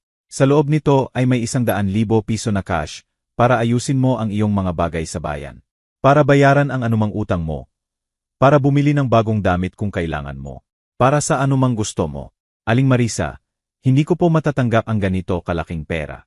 Kaya mo at gagawin mo dahil gusto ko, dahil kaya ko, at dahil nararapat sa iyo. Kinuha ko ang sobre ng may nanginginig na mga kamay. Hindi pa ako nakahawak ng 100,000 piso sa aking mga kamay. Hindi ko kailanman naisip na magkakaroon ako nito. Hindi ko po alam ang sasabihin. Huwag kang magsalita. Mangako ka lang ng isang bagay. Ano po iyon? Na magiging masaya ka rito. Nahahayaan mong maging masaya ang iyong sarili. Naiwan mo ang sakit at bubuksan ang iyong puso sa bagong buhay na ito. Tiningnan ko siya sa mga mata at nakita ko sa kanya ang isang bagay na matagal ko nang hindi nakita. Pag-asa. Ipinapangako ko po, Aling Marisa. Noong hapong iyon, dinala ko ni Hector pabalik sa istasyon ng bus. Niyakap ako ni Marisa bago ako umalis. Hihintayin kita, Wena. Sa wakas, magkakaroon muli ng buhay ang bahay na ito. Sa buong biyahe pabalik, hindi ko mapigilang ngumiti. Sa unang pagkakataon sa maraming taon, naramdaman kong may layunin ang aking buhay, na may gustong makasama sa akin, na mahalaga ako. Ngunit may isang bagay na kumikirot pa rin sa akin. Isang pag-iisip na hindi ko maalis sa aking isipan. Dapat ko bang sabihin kay Tio? Dapat ko bang sabihin sa kanya na lilipat ako sa Maynila? Mahalaga pa ba ito sa kanya? Isang bahagi sa akin ang gustong tumawag sa kanya. Gustong sabihin, tingnan mo, anak, nagbago ang buhay ko. Hindi na ako ang mahirap na inang ikinahihiya mo. Nakatira na ako ngayon sa isang mayamang babae. May pera na ako. Ngunit isa pang bahagi, ang mas malakas na bahagi, ang nagsasabing hindi, na kung nagawa ni Tio na isara ang pinto sa aking pinakamasamang sandali, hindi niya na malaman ang tungkol sa akin sa aking pinakamagandang sandali. At nanalo ang bahaging iyon. Naggasya kung hindi ako magsasabi ng kahit ano. Nalilipat ako sa Maynila nang hindi siya inaabisuhan. Nasisimulan ko ang aking bagong buhay nang wala siya. Dahil minsan, ang pagmamahal sa isang tao ay nangangahulugan ng pag-alam kung kailan lalayo. Nangangahulugan ng pag-unawa na hindi mo mapipilit ang sinuman na mahalin ka. At nangangahulugan ng pagkakaroon ng dignidad na magpatuloy, kahit masakit. Dumating ako sa aking bayan noong gabing iyon. Pumasok sa aking bahay. At sa unang pagkakataon sa mahabang panahon, nakaramdam ako ng kapayapaan. Malapit nang magbago ang aking buhay para sa mas mabuti at handa na ako. Ang sumunod na 7 araw ay isang ipo-ipo ng mga emosyon. Ginugol ko ang buong Sabado, Pebrero 24, sa pag-ayos ng aking buhay, pagpapasya kung ano ang dadalhin ko at kung ano ang iwan. Wala akong gaanong gamit, mga lumang damit, ilang libro, mga litrato, mga alaala, lahat ay kasya sa 2 katamtamang laking maleta. Noong linggo, kinausap ko si Aling Carmen. Aling Carmen, kailangan ko pong mag-resign. Nagulat siya. Mag-resign? Bakit, Wena? May nangyari ba? Wala pong masamang nangyari. Sa katunayan, lilipat po ako sa Maynila. Nakakuha po ako ng isang pagkakataon. Isang pagkakataon. Anong klaseng pagkakataon? Ayaw kong magbigay ng maraming detalye. Ayaw kong kumalat ang balita sa buong bayan bago ako umalis. Magtatrabaho po ako bilang kasama ng isang matandang babae. Nag-aalok po sila ng bahay at pagkain at maganda ang bayad. Dahan-dahang tumango si Aling Carmen. Naiintindihan ko. Well, mamimiss kita, Wena. Naging mabuting empleyado ka sa lahat ng mga taong ito. Salamat po, Aling Carmen. Mamimiss ko rin po kayo. Binayaran niya sa akin ang utang niya sa huling linggo. 1,200 piso. Pera na ngayon ay tila napakaliit kumpara sa ibinigay sa akin ni Marisa. Noong Lunes, pumunta ako sa bangko. Nagbukas ng savings account sa unang pagkakataon sa aking buhay. Idineposito ko ang 100,000 piso na ibinigay sa akin ni Marisa. Nagulat ang empleyado ng bangko nang makita ang halaga. Saan po kayo nakakuha ng ganito kalaking pera? Ginang. Regalo po, sagot ko lang. Hindi ako nagbigay ng karagdagang paliwanag. Hindi ko kailangan. Noong Miyerkules, hindi, teka, Huwebes pala. Noong Huwebes, Pebrero 20, nagsimula akong magpaalam sa aking mga kapitbahay. Umiyak si Aling Lita nang sabihin kong lilipat ako sa Maynila. Mag-isa, Wena. Napakadelikado niyan. Isang babaeng kaedad mo. Magiging maayos po ako, Aling Lita. Makakasama po ako ng isang mabuting pamilya. Huwag po kayong mag-alala sa akin. At si Tio, alam ba niyang alis ka? Masakit ang tanong na iyon. Hindi po, at hindi ko po sasabihin. Pero Wena, anak mo siya, dapat mong. Isinara ng aking anak ang pinto sa aking mukha. Aling Lita, hindi niya ako tinawagan sa aking kaarawan. Hindi niya ako kinumusta sa loob ng 2 buwan. Sa tingin ko, wala siyang pakialam kung umalis ako o manatili. Walang sinabi si Aling Lita, niyakap lang ako. Noong Biyernes, Marso 1, dumating si Hector para sunduin ako. Isinakay ko ang aking 2 maleta sa kotse. Tumingin ako sa huling pagkakataon sa aking maliit na dilaw na bahay, sa kalsadang tinirhan ko sa buong buhay ko, sa bayang nakakita sa aking kapanganakan, pag-aasawa, pagpapalaki ng anak, pagtanda. Hindi ako nakaramdam ng nostalgia, nakaramdam lang ako ng ginhawa. Ito ay isang kakaibang pakiramdam, na parang tinatanggal ko ang isang bigat na matagal kong pinasan. Ang biyahe papuntang Maynila ay tumagal ng parehong 8 oras. Ngunit sa pagkakataong ito, iba. Sa pagkakataong ito, hindi ako pumunta para mamalimos ng pagmamahal ng aking anak. Sa pagkakataong ito, papunta ako sa isang bagong buhay, isang buhay na pinili ko. Dumating kami sa bahay ni Marisa ng dapit hapon. Hinihintay niya ako sa pinto na may malaking ngiti. Wena, maligayang pagdating sa iyong bagong tahanan. Niyakap niya ako ng mahigpit. At sa yakap na iyon, naramdaman ko ang isang bagay na matagal ko nang hindi naramdaman, na may isang taong tunay na masaya na makita ako. Halika, handa na ang iyong silid. At naghanda ako ng hapunan. Ang paborito mo, tamales at chocolate. Well, hindi kasing sarap ng sa iyo, pero sinubukan ko. Umakyat kami sa aking silid. Eksakto ito tulad ng naalala ko. Malaki, maliwanag, perpekto. Inakyat ni Hector ang aking mga maleta. Maglaan ka ng oras para mag-ayos, sabi ni Marisa. Kapag handa ka na, hinihintay kita sa baba para sa hapunan. Naiwan akong mag-isa sa malaking silid na iyon. Binuksan ko ang aking mga maleta. Nagsimulang ilabas ang aking mga damit. Mukha itong luma, gasgas kumpara sa ganda ng silid na iyon. Ngunit wala akong pakialam.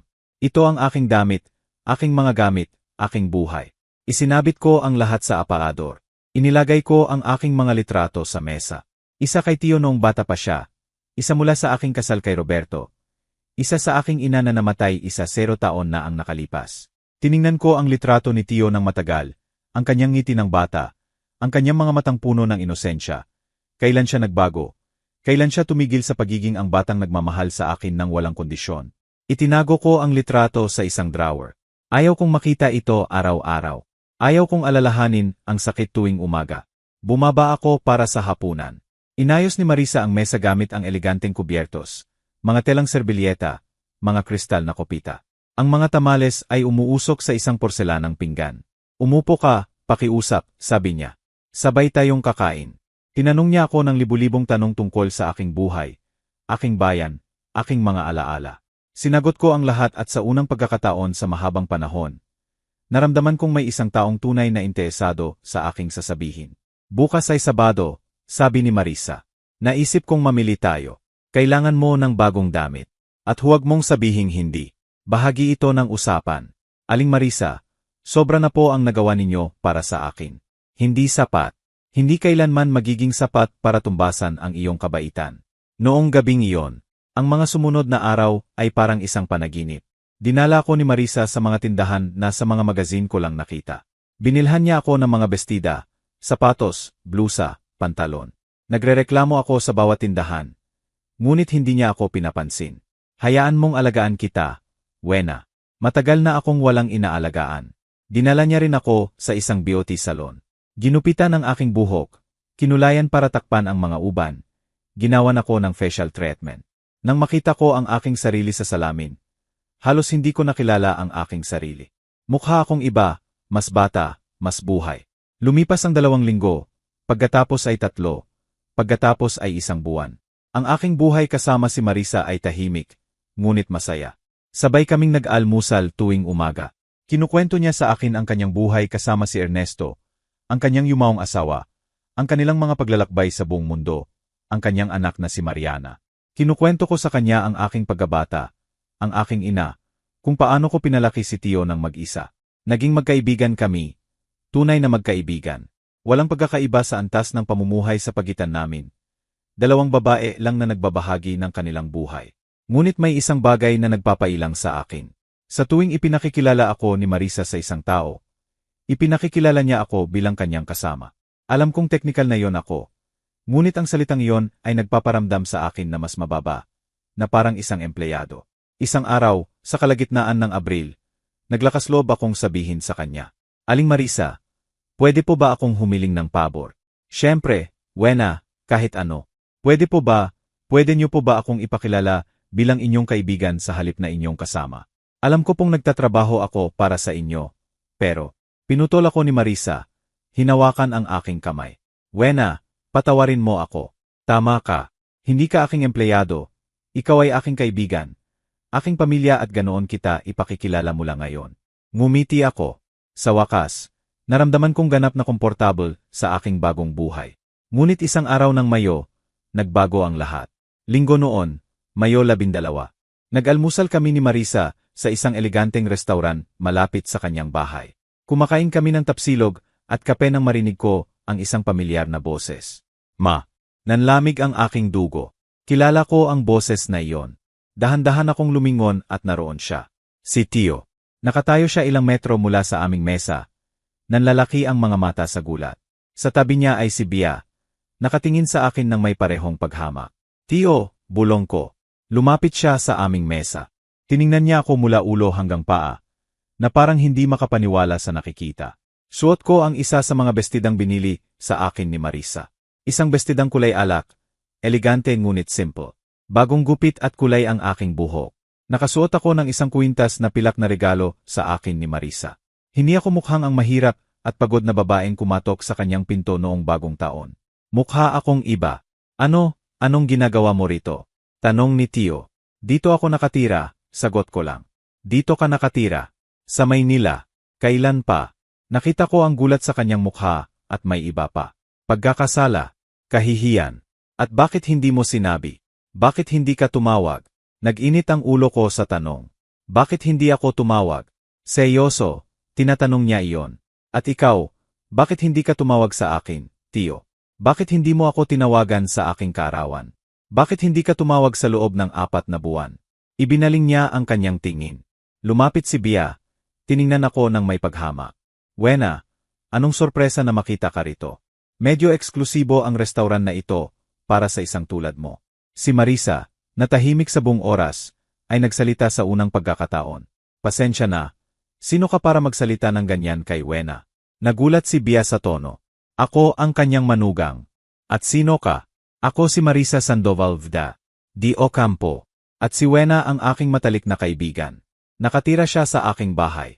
Nagbago ang mukha ni Bia. Nakilala niya ang apelidong Ocampo. Lahat sa mga bilog ng negosyo sa Maynila ay kilala ang apelidong iyon. Si Ginang Ocampo, ang may-ari ng Ocampo Hardware. Namutla si Bia, tumingin kay Tio, pagkatapos ay tumingin sa akin. Hindi ko alam na may kakilala kang ganyang kahalagang tao. Ngumiti si Marisa ng may lamig. Higit pa sa mahalaga si Wena. Isa siya sa pinakamabuting taong nakilala ko. Isang bagay na malinaw na hindi ninyo kayang pahalagahan. Sumabat si Tio. Ma, kailangan nating mag-usap, pakiusap. Tiningnan ko siya. Nakita ko sa kanyang mga mata ang isang bagay na matagal ko nang hindi nakita. Takot na mawala ako. Ngunit hindi dahil sa pag-ibig, kundi dahil ngayon, mayroon akong isang bagay na gusto niya. Mga koneksyon, access sa isang mundong inaasam niya. Wala tayong dapat pag-usapan, Tio. Pakiusap, Ma.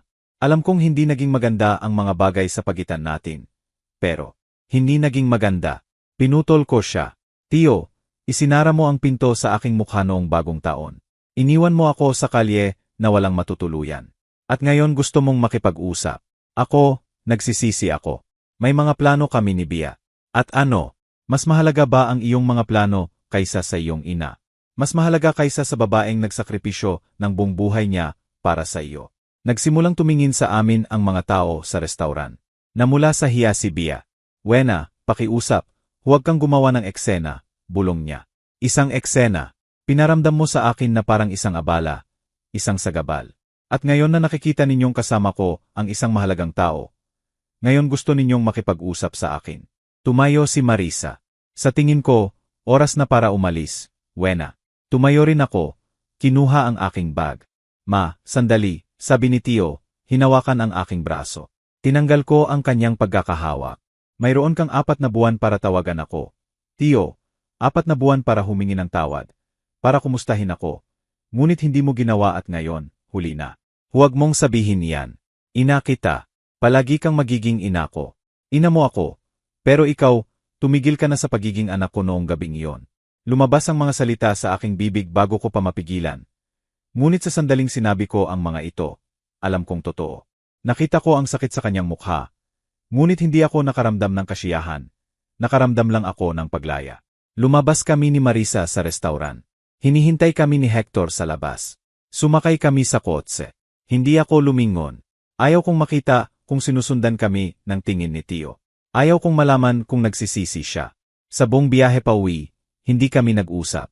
Hinawakan lang ni Marisa ang aking kamay at hinigpitan ito. Pagdating namin sa bahay, sa wakas ay nagsalita siya. Ayos ka lang? Opo, sagot ko. Ayos lang ako. Sa unang pagkakataon sa mahabang panahon, talagang ayos na ako. At totoo yon, dahil kahit nawala ang aking anak, may nakuha akong mas mahalaga. Ang aking dignidad, aking kapayapaan, aking kalayaan. Noong gabing iyon, umiyak ako. Umiyak ako para sa anak na nawala sa akin. Para sa batang pinalaki ko na may pagmamahal at ngayon ay isang estranghero. Para sa mga taong sinayang ko sa paghihintay ng kanyang pag-apruba. Ngunit umiyak din ako sa ginhawa dahil sa wakas, isinara ko na ang kabanatang iyon ng aking buhay.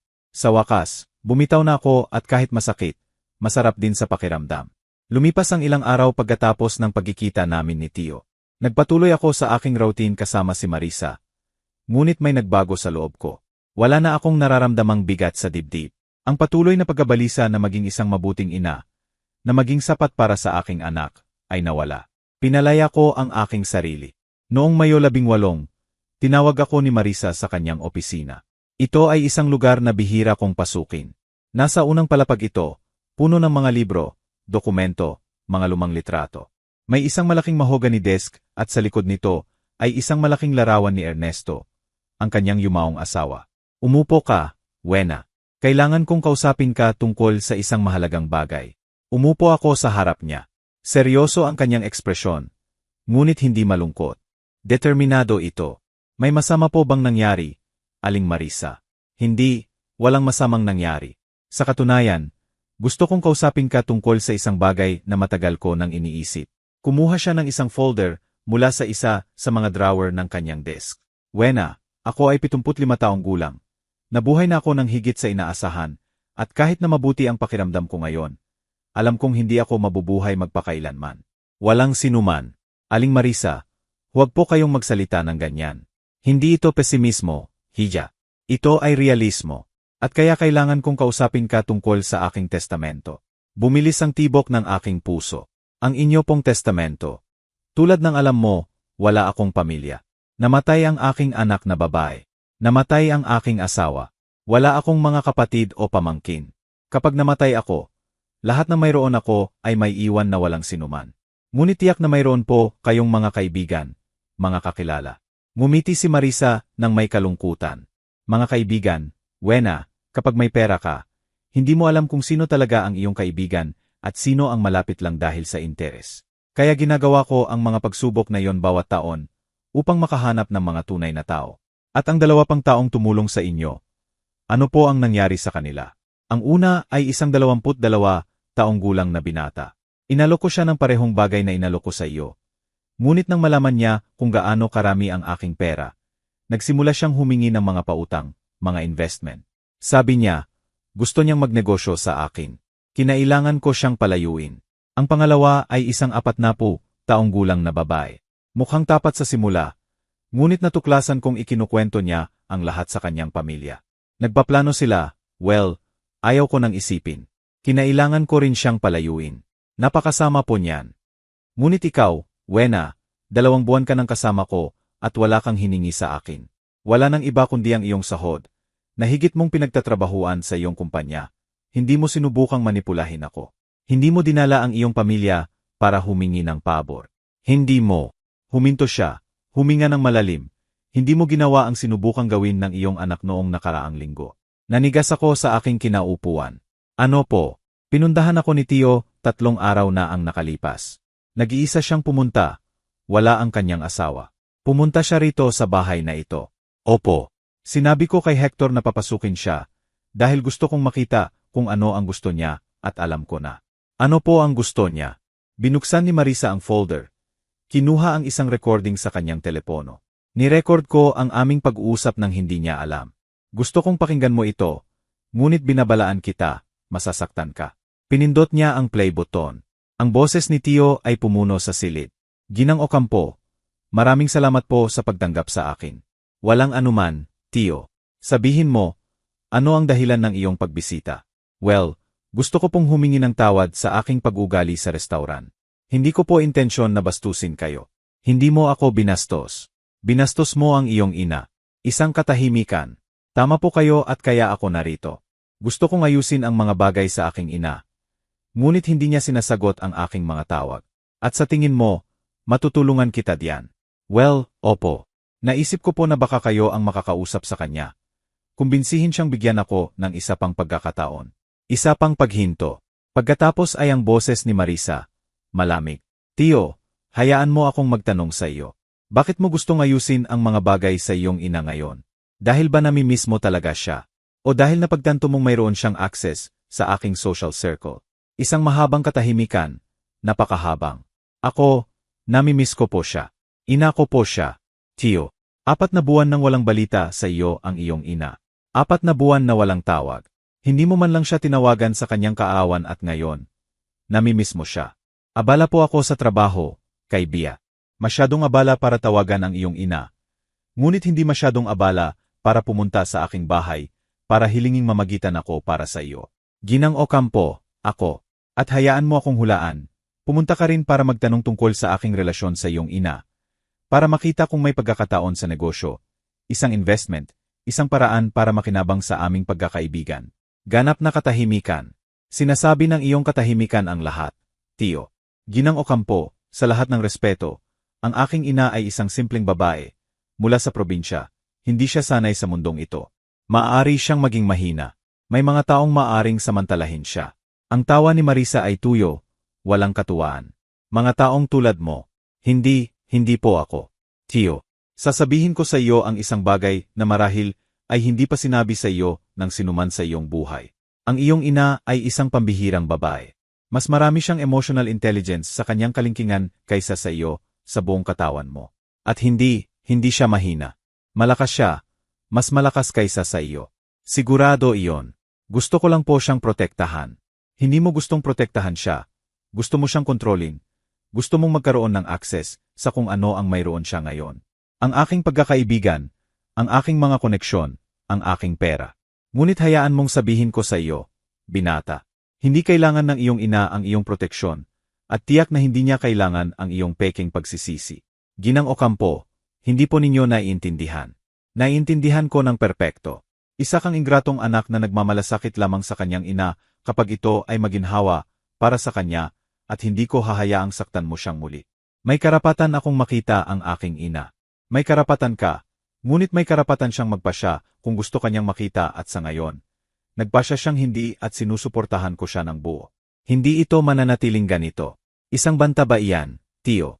Hindi, sinasabi ko lang na ina ko siya, legal. Legal, wala kang kapangyarihan sa kanya. Isa siyang matandang babae na may buong pag-iisip.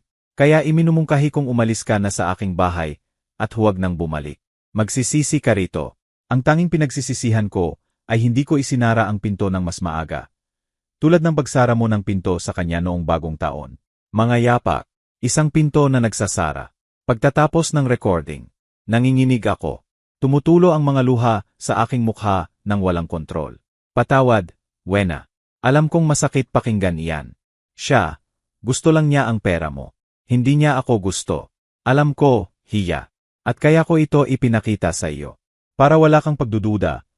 Para malaman mong tama ang desisyon mong lumayo sa kanya.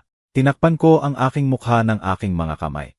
Umiyak ako hindi dahil sa kalungkutan, kundi dahil sa galit, sa pagkabigo, sa isang sakit na napakalalim na walang pangalan. Paano ako nakapagpalaki ng isang taong ganito? Bulong ko. Kailan siya naging ganito?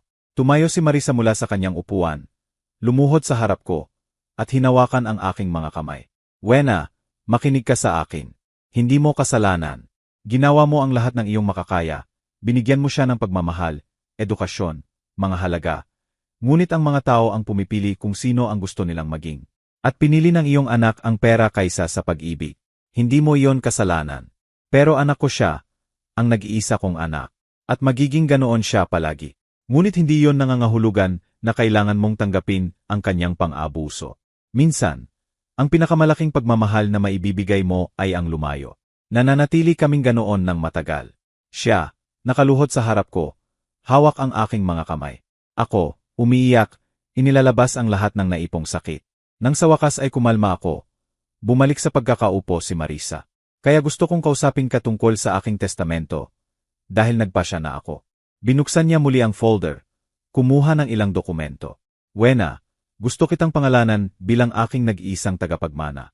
Huminto ang mundo. Ano po? Gusto kong iwan sa iyo ang lahat.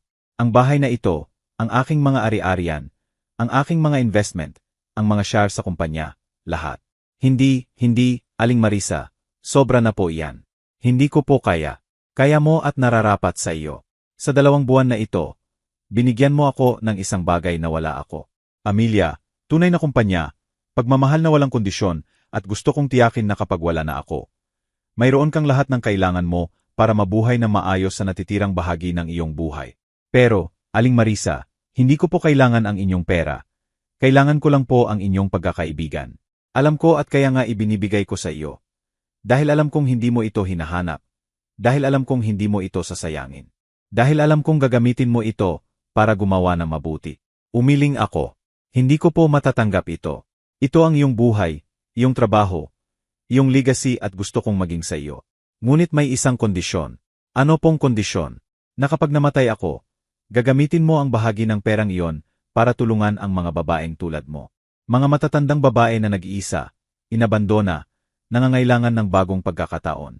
Gusto kong lumikha ka ng isang pundasyon bilang parangal sa aking anak na si Mariana. Natigilan ako. Aling Marisa, hindi ko po alam ang sasabihin. Huwag kang magsalita ngayon. Pag-isipan mo. Kausapin mo ang aking mga abogado. Intindihin mo kung ano ang ibig sabihin nito at pagkatapos. Kung gusto mo pa ring tanggihan, ay respeto ko ang iyong desisyon. Ngunit pakiusap, pag-isipan mo itong mabuti. Sa mga sumunod na araw, nakipagpulong ako kay Gabriela, ang abogado. Ipinaliwanag niya sa akin ang lahat. Ang laki ng yaman ni Marisa, ang mga ari-arian, ang mga investment. Mas malaki ito kaysa sa kaya kong isipin. Ginang Wena, naiintindihan niyo po ba na gagawin kayo nitong isa sa pinakamayamang babae sa bansa? Opo. At kinatatakutan ko po iyon. Bakit po? Dahil isa po akong simpleng babae, mula sa probinsya. Wala po akong alam sa negosyo, sa mga investment, sa lahat ng ito. Hindi po ninyo kailangang malaman. Para diyan po kami, ang mga abogado, ang mga accountant, ang mga administrator. Kayo lang po ang gagawa ng mga huling desisyon, at narito po ako para gabayan kayo sa lahat. At kung sirain ko po ang lahat, hindi po ninyo sisirain. Nakita po ni Ginang Marisa sa inyo ang isang bagay na mas mahalaga kaysa sa anumang titulo sa universidad. Integridad, kabaitan, common sense.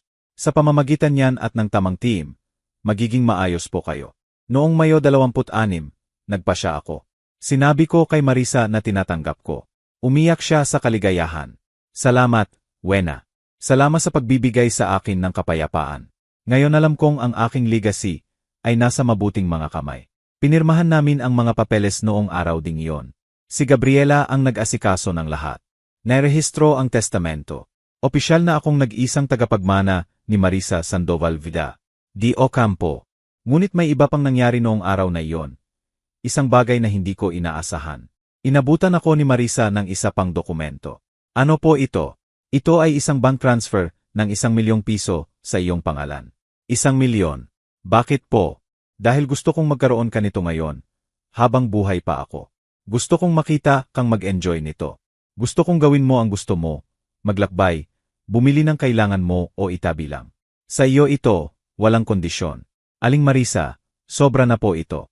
Hindi sobra, ito ang tama. At Wena, gusto kong gawin mo ang isang bagay sa bahagi ng perang iyon.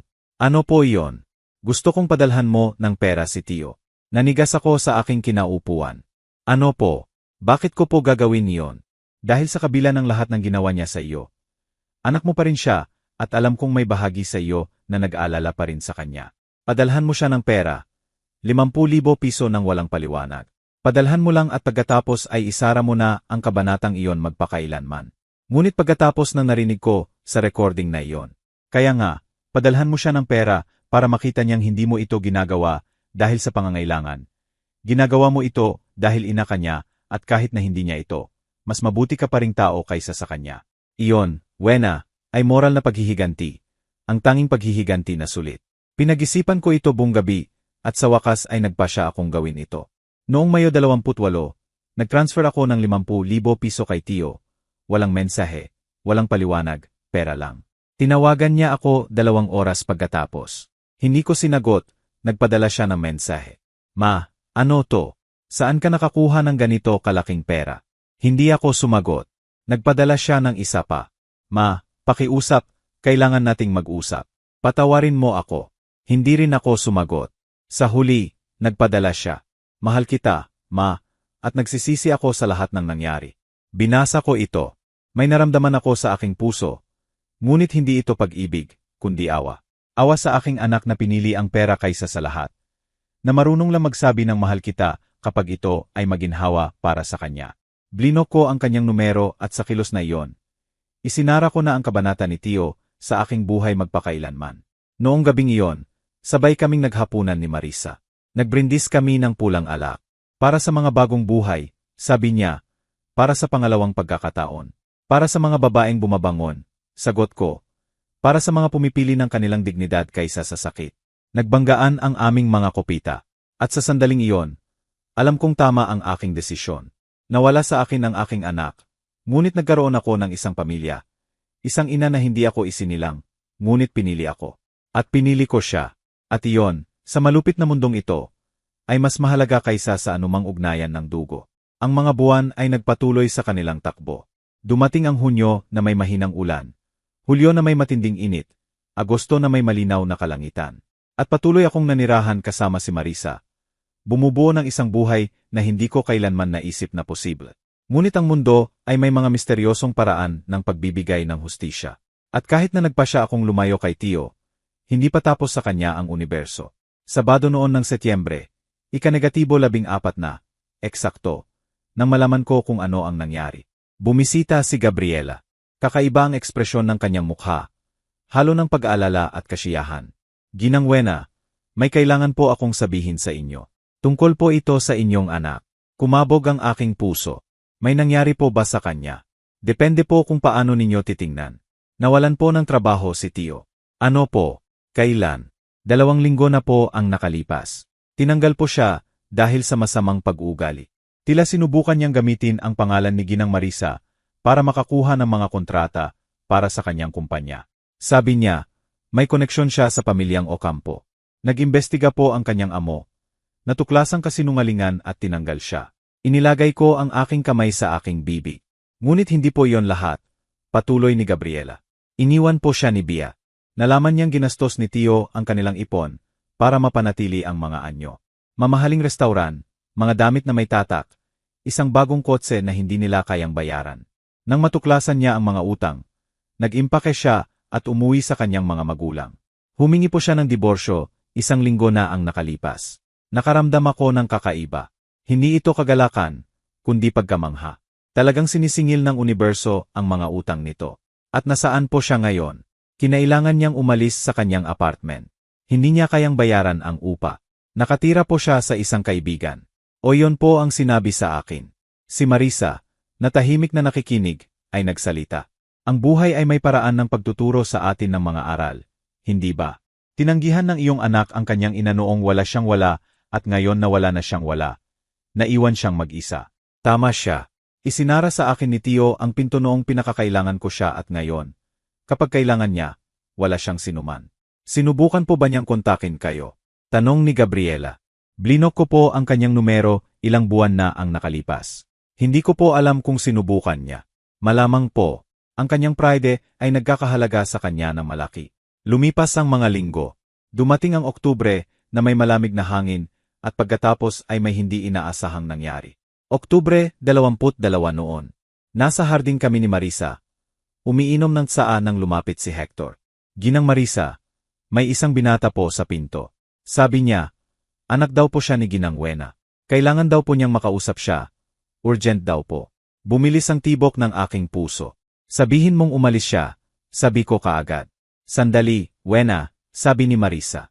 Siguro dapat mo siyang pakinggan, kahit isang beses lang para hindi ka mag-alinlangan. Wala po akong alinlangan. Pero siya, mayroon. Papasukin mo siya. Nandito ako sa tabi mo. Kung may sasabihin siyang hindi maganda, palalabasin siya ni Hector. Nag-atubili ako, ngunit sa huli ay tumango. Sige, papasukin mo siya. Ilang minuto pagkatapos, lumitaw si Tio sa hardin at halos hindi ko siya nakilala. Ang tiwalang at bihis na lalaking nakita ko sa restauran ay wala na. Ang Tio na ito ay nakasuot ng kupas na maong, gusot na kamiseta, pumayat, may malalim na eyebags, mukhang talunan. Hello, ma, sabi niya ng may paos na boses.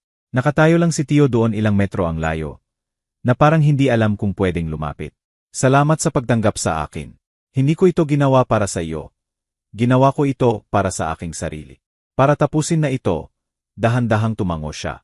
Naiintindihan ko. Pumunta ako para humingi ng tawad. Humingi ng tawad. Ngayon na nawala mo na ang lahat. Alam ko kung ano ang dating nito. Alam kong iniisip mong pumunta lang ako dahil nasa masamang sitwasyon ako. At baka tama ka. Baka kasing selfish ako nang iniisip mo. Hindi yon ang iniisip ko, Tio. Iyon ang ikaw.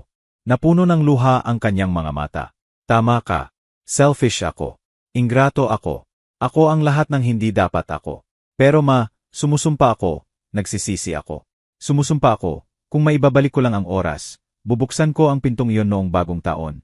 Yayakapin kita, hahayaan ka manatili, ngunit hindi mo maibabalik ang oras. At hindi na ako ang parehong babaeng kumatok sa iyong pinto noong gabing iyon. Alam ko at natutuwa ako. Mukha kang maayos, masaya, mas mabuti kaysa sa nakita ko sa loob ng maraming taon. Dahil sa wakas ay nakahanap ako ng mga taong nagpapahalaga sa akin, na tinitingnan ako bilang isang tao, hindi bilang isang obligasyon.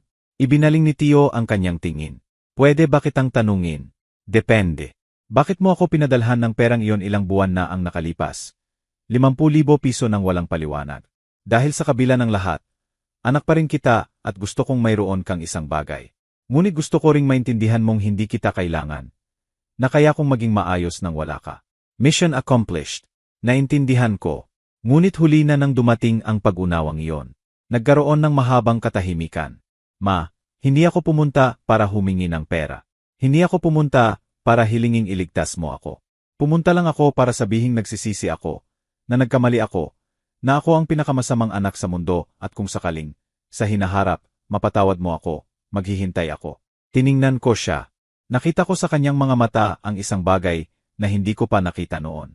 Tunay na pagsisisi, o kahit papaano, iyon ang tila. Tio, pinapatawad kita. Ngunit ang pagpapatawad ay hindi nangangahulugang paglimot. Hindi nangangahulugang babalik ang mga bagay sa dati. Dahil hindi na pwede. Alam ko, pinapatawad kita dahil kailangan ko ng kapayapaan. Ngunit ayaw kong maging bahagi ka ng aking buhay. Kahit papaano, hindi ngayon, siguro hindi na kailanman. Tumango siya. Ang mga luha ay malayang tumutulo sa kanyang mukha. Naiintindihan ko at narerespeto ko. Magingat ka lang, at maging masaya. Mas karapat-dapat ka kaysa kanino man. Tumalikod siya para umalis. Ngunit bago makarating sa pinto, huminto siya. Pwede ba kitang tanungin ng isa pa? Ano? Noong gabing iyon, nang maiwan ka sa kalye, ano ang ginawa mo? Saan ka nagpunta? Tumingin ako kay Marisa. Ngumiti siya. Umupo ako sa isang bangko sa plaza at nakita ko ang isang matandang babaeng nakayapak. Nanginginig sa lamig at nagpasya akong tulungan siya. Ibinigay ko ang aking Amerikana, ang aking sandalyas, ang aking pagkain at ang desisyong iyon ang nagpabago sa aking buhay dahil lumabas na ang matandang iyon ay hindi ang inaakala ko at ang kanyang kabaitan ay mas malaki kaysa sa akin. Tumingin si Tio kay Marisa, naintindihan. So, nangyari ang lahat ng ito dahil ikaw. Dahil ang iyong ina ay may isang marangal na puso, pinutol ni Marisa. Isang bagay na nawala mo sa daan. Hindi sumagot si Tio, tumango lang at umalis. Nakita ko siyang papalayo sa hardin. Nakita ko kung paano siya sinamahan ni Hector sa pinto at wala akong naramdaman. Hindi ako nakaramdam ng sakit, hindi ako nakaramdam ng galit. Nakaramdam lang ako ng kapayapaan dahil ginawa ng karma ang kanyang trabaho. Nawalan si Tio ng trabaho, asawa, tahanan, lahat na mas pinahahalagahan niya kaysa sa kanyang sariling ina. At ako, na tinanggihan niya, ngayon ay mayroon ng lahat. Hindi ito paghihiganti, ito ay hustisya. Hustisyang patula. Ayos ka lang? Tanong ni Marisa. Opo, ayos lang ako. Sa unang pagkakataon sa mahabang panahon, payapa na ako. Noong gabing iyon, habang naghahanda akong matulog, inisip ko ang lahat ng nangyari noong malamig na gabing iyon ng bagong taon. Ang pagtanggi, ang sakit, si Marisa, na nagbalat kayong pulubi, ang lahat ng mga desisyon na nagdala sa akin dito. At may naintindihan ako, minsan ang pinakamasasamang bagay na nangyayari sa atin ay ang mga pintuan patungo sa pinakamagagandang bagay. Ang pagsara sa akin ng pinto ni Tio ang tulak na kailangan ko para mahanap ang aking tunay na tahanan, ang aking tunay na pamilya. Ang universo ay may sariling paraan ng pagbalanse ng mga bagay, ng paggantimpala sa kabaitan, ng pagpaparusa sa ingratitude. Minsan, tinawag akong tanga ni Tio dahil sa pagtulong sa mga estranghero. Ilang taon pagkatapos, ang parehong gawang kabaitan na iyon ang nagbigay sa akin ng isang buhay na hindi niya kailanman maibibigay sa akin. Laging sinisingil ng buhay ang mga utang nito. Palagi. 8 buwan na ang nakalipas mula noong gabing iyon ng bagong taon. 8 buwan mula nang isara ng aking anak ang pinto sa aking mukha. 8 buwan mula nang baguhin ng isang matandang nakayapak ang aking buhay magpakailanman. Ngayon ay isang tahimik na araw ng Nobyembre. Ika-23, eksakto. Nakaupo kami ni Marisa sa hardin tulad ng bawat hapon, umiinom ng kape, at pinapanood ang paglubog ng araw. Mayroon siyang isang album ng mga litrato sa kanyang kandungan. Ito ay mga laawan ng kanyang anak na si Mariana, ng kanyang asawang si Ernesto, ng isang buhay na wala na, ngunit nabubuhay sa kanyang alaala. Alam mo, Wena, minsan iniisip kong si Mariana ang nagpadala sa iyo sa akin. Bakit po ninyo nasabi iyan? Dahil noong araw na nagpa siya akong gawin ang pagsubok na iyon noong bagong taon ay karawan niya. Disyembre 26. Sa araw na iyon, 50 taong gulang na sana siya.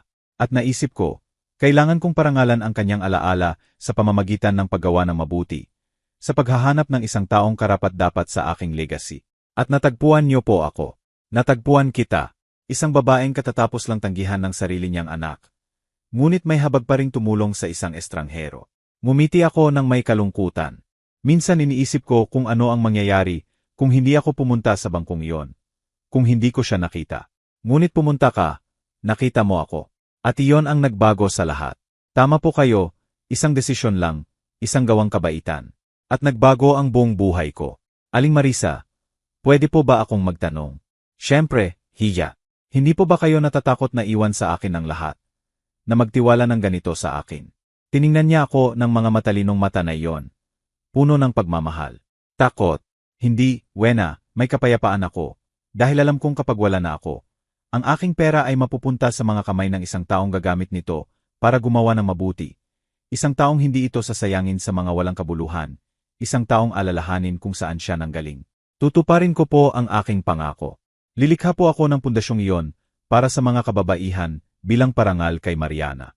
Alam ko, kaya nagtitiwala ako sa iyo. Natahimik kami, pinapanood kung paano lumubog ang araw sa likod ng mga bundok. Wena, nabuhay ako ng 75 taon. Nagkaroon ako ng pera at nawala ito. Nagkaroon ako ng pag-ibig at nawala ito. Nagkaroon ako ng kalusugan at nawala ito. Ngunit may isang bagay na hindi maalis sa akin ng sinuman. Ang katiyakan na ang kabaitan ay laging bumabalik. Siguro hindi agad, siguro hindi sa paraang inaasahan mo. Ngunit laging bumabalik. Tama po kayo. Tinulungan ko ang isang estranghero nang hindi umaasa ng kapalit, at ang estrangherong iyon ay nagbigay sa akin ng isang tahanan, isang pamilya, isang hinahara. At ang iyong anak, na mayroon ng lahat, nawala ito dahil pinili niya ang maling landas. Iyon ang tunay na hustisya. Marami akong inisip tungkol kay Tio sa mga buwang ito, hindi dahil sa galit, hindi dahil sa kalungkutan, kundi dahil sa pag-unawa. Naiintindihan kong nagbabago ang mga tao, na maaring sirain ng pera, na minsan nakakalimutan ng mga anak kung saan sila nanggaling. Ngunit naiintindihan ko rin na hindi ako pwedeng mabuhay na naghihintay na magbago siya. Hindi ko pwedeng ilagay ang aking kaligayahan sa mga kamay ng isang taong nagpakita sa akin na hindi ako pinahahalagahan. Noong nakaang linggo, tinawagan ako ni Aling Lita, ang aking kapitbahay sa bayan. Wena, nandito ang iyong anak, nagtatanong tungkol sa iyo. Gusto niyang malaman kung nasaan ka. At ano po ang sinabi ninyo? Na hindi ko alam, na umalis ka ilang buwan na ang nakalipas at hindi ka nag-iwan ng address. Salamat po, Aling Lita. Wena, ayos ka lang ba? Sigurado ka. Mukhang masama ang binatang iyon, desperado. Higit pa sa maayos. Payapa na ako. At totoo, payapa na ako dahil sa wakas ay naintindihan kong ang pagiging ina ay hindi nangangahulugang pagsasakripisyo hanggang sa mawala ka. Hindi nangangahulugang pagtanggap sa pang-abuso dahil anak ko siya. Nangangahulugan ito ng pagbibigay ng pagmamahal. Ngunit nangangahulugan din ito ng pagkakaroon ng dignidad, mga limitasyon, paggalang sa sarili. Kailangang hanapin ni Tio ang kanyang landas, matutunan ang kanyang mga aral, lumago at siguro isang araw, kapag iba na siyang tao, maaari tayong mag-usa. Ngunit ang araw na iyon ay hindi ngayon at siguro hindi na darating. At ayos lang, dahil ang aking buhay ay hindi na umiikot sa kanya. Umiikot ito sa akin, kay Marisa, sa bagong pamilyang ito na binuo namin, sa mga planong mayroon kami, sa mga babaeng tutulungan namin. Ang Pundasyon Mariana ay magbubukas sa Enero. Ito ay magiging isang tahanan para sa mga matatandang babae na nag-iisa, inabandona, nangangailangan ng pangalawang pagkakataon. Bibigyan namin sila ng bubong, pagkain, suportang emosyonal at higit sa lahat, dignidad. Dahil lahat tayo ay karapat-dapat sa dignidad anuman ang ating edad, anuman ang ating nakaraan. Wena, ano ang iniisip mo? Tanong ni Marisa, na nagpabalik sa akin sa aking mga iniisip, sa lahat ng nangyari, kung paano ang isang masamang gabi ay naging simula ng isang magandang bagay. Ganyan ang buhay. Minsan kailangan mong mawala ang lahat para mahanap ang tunay na mahalaga. At ano ang tunay na mahalaga? Ang kabaitan. When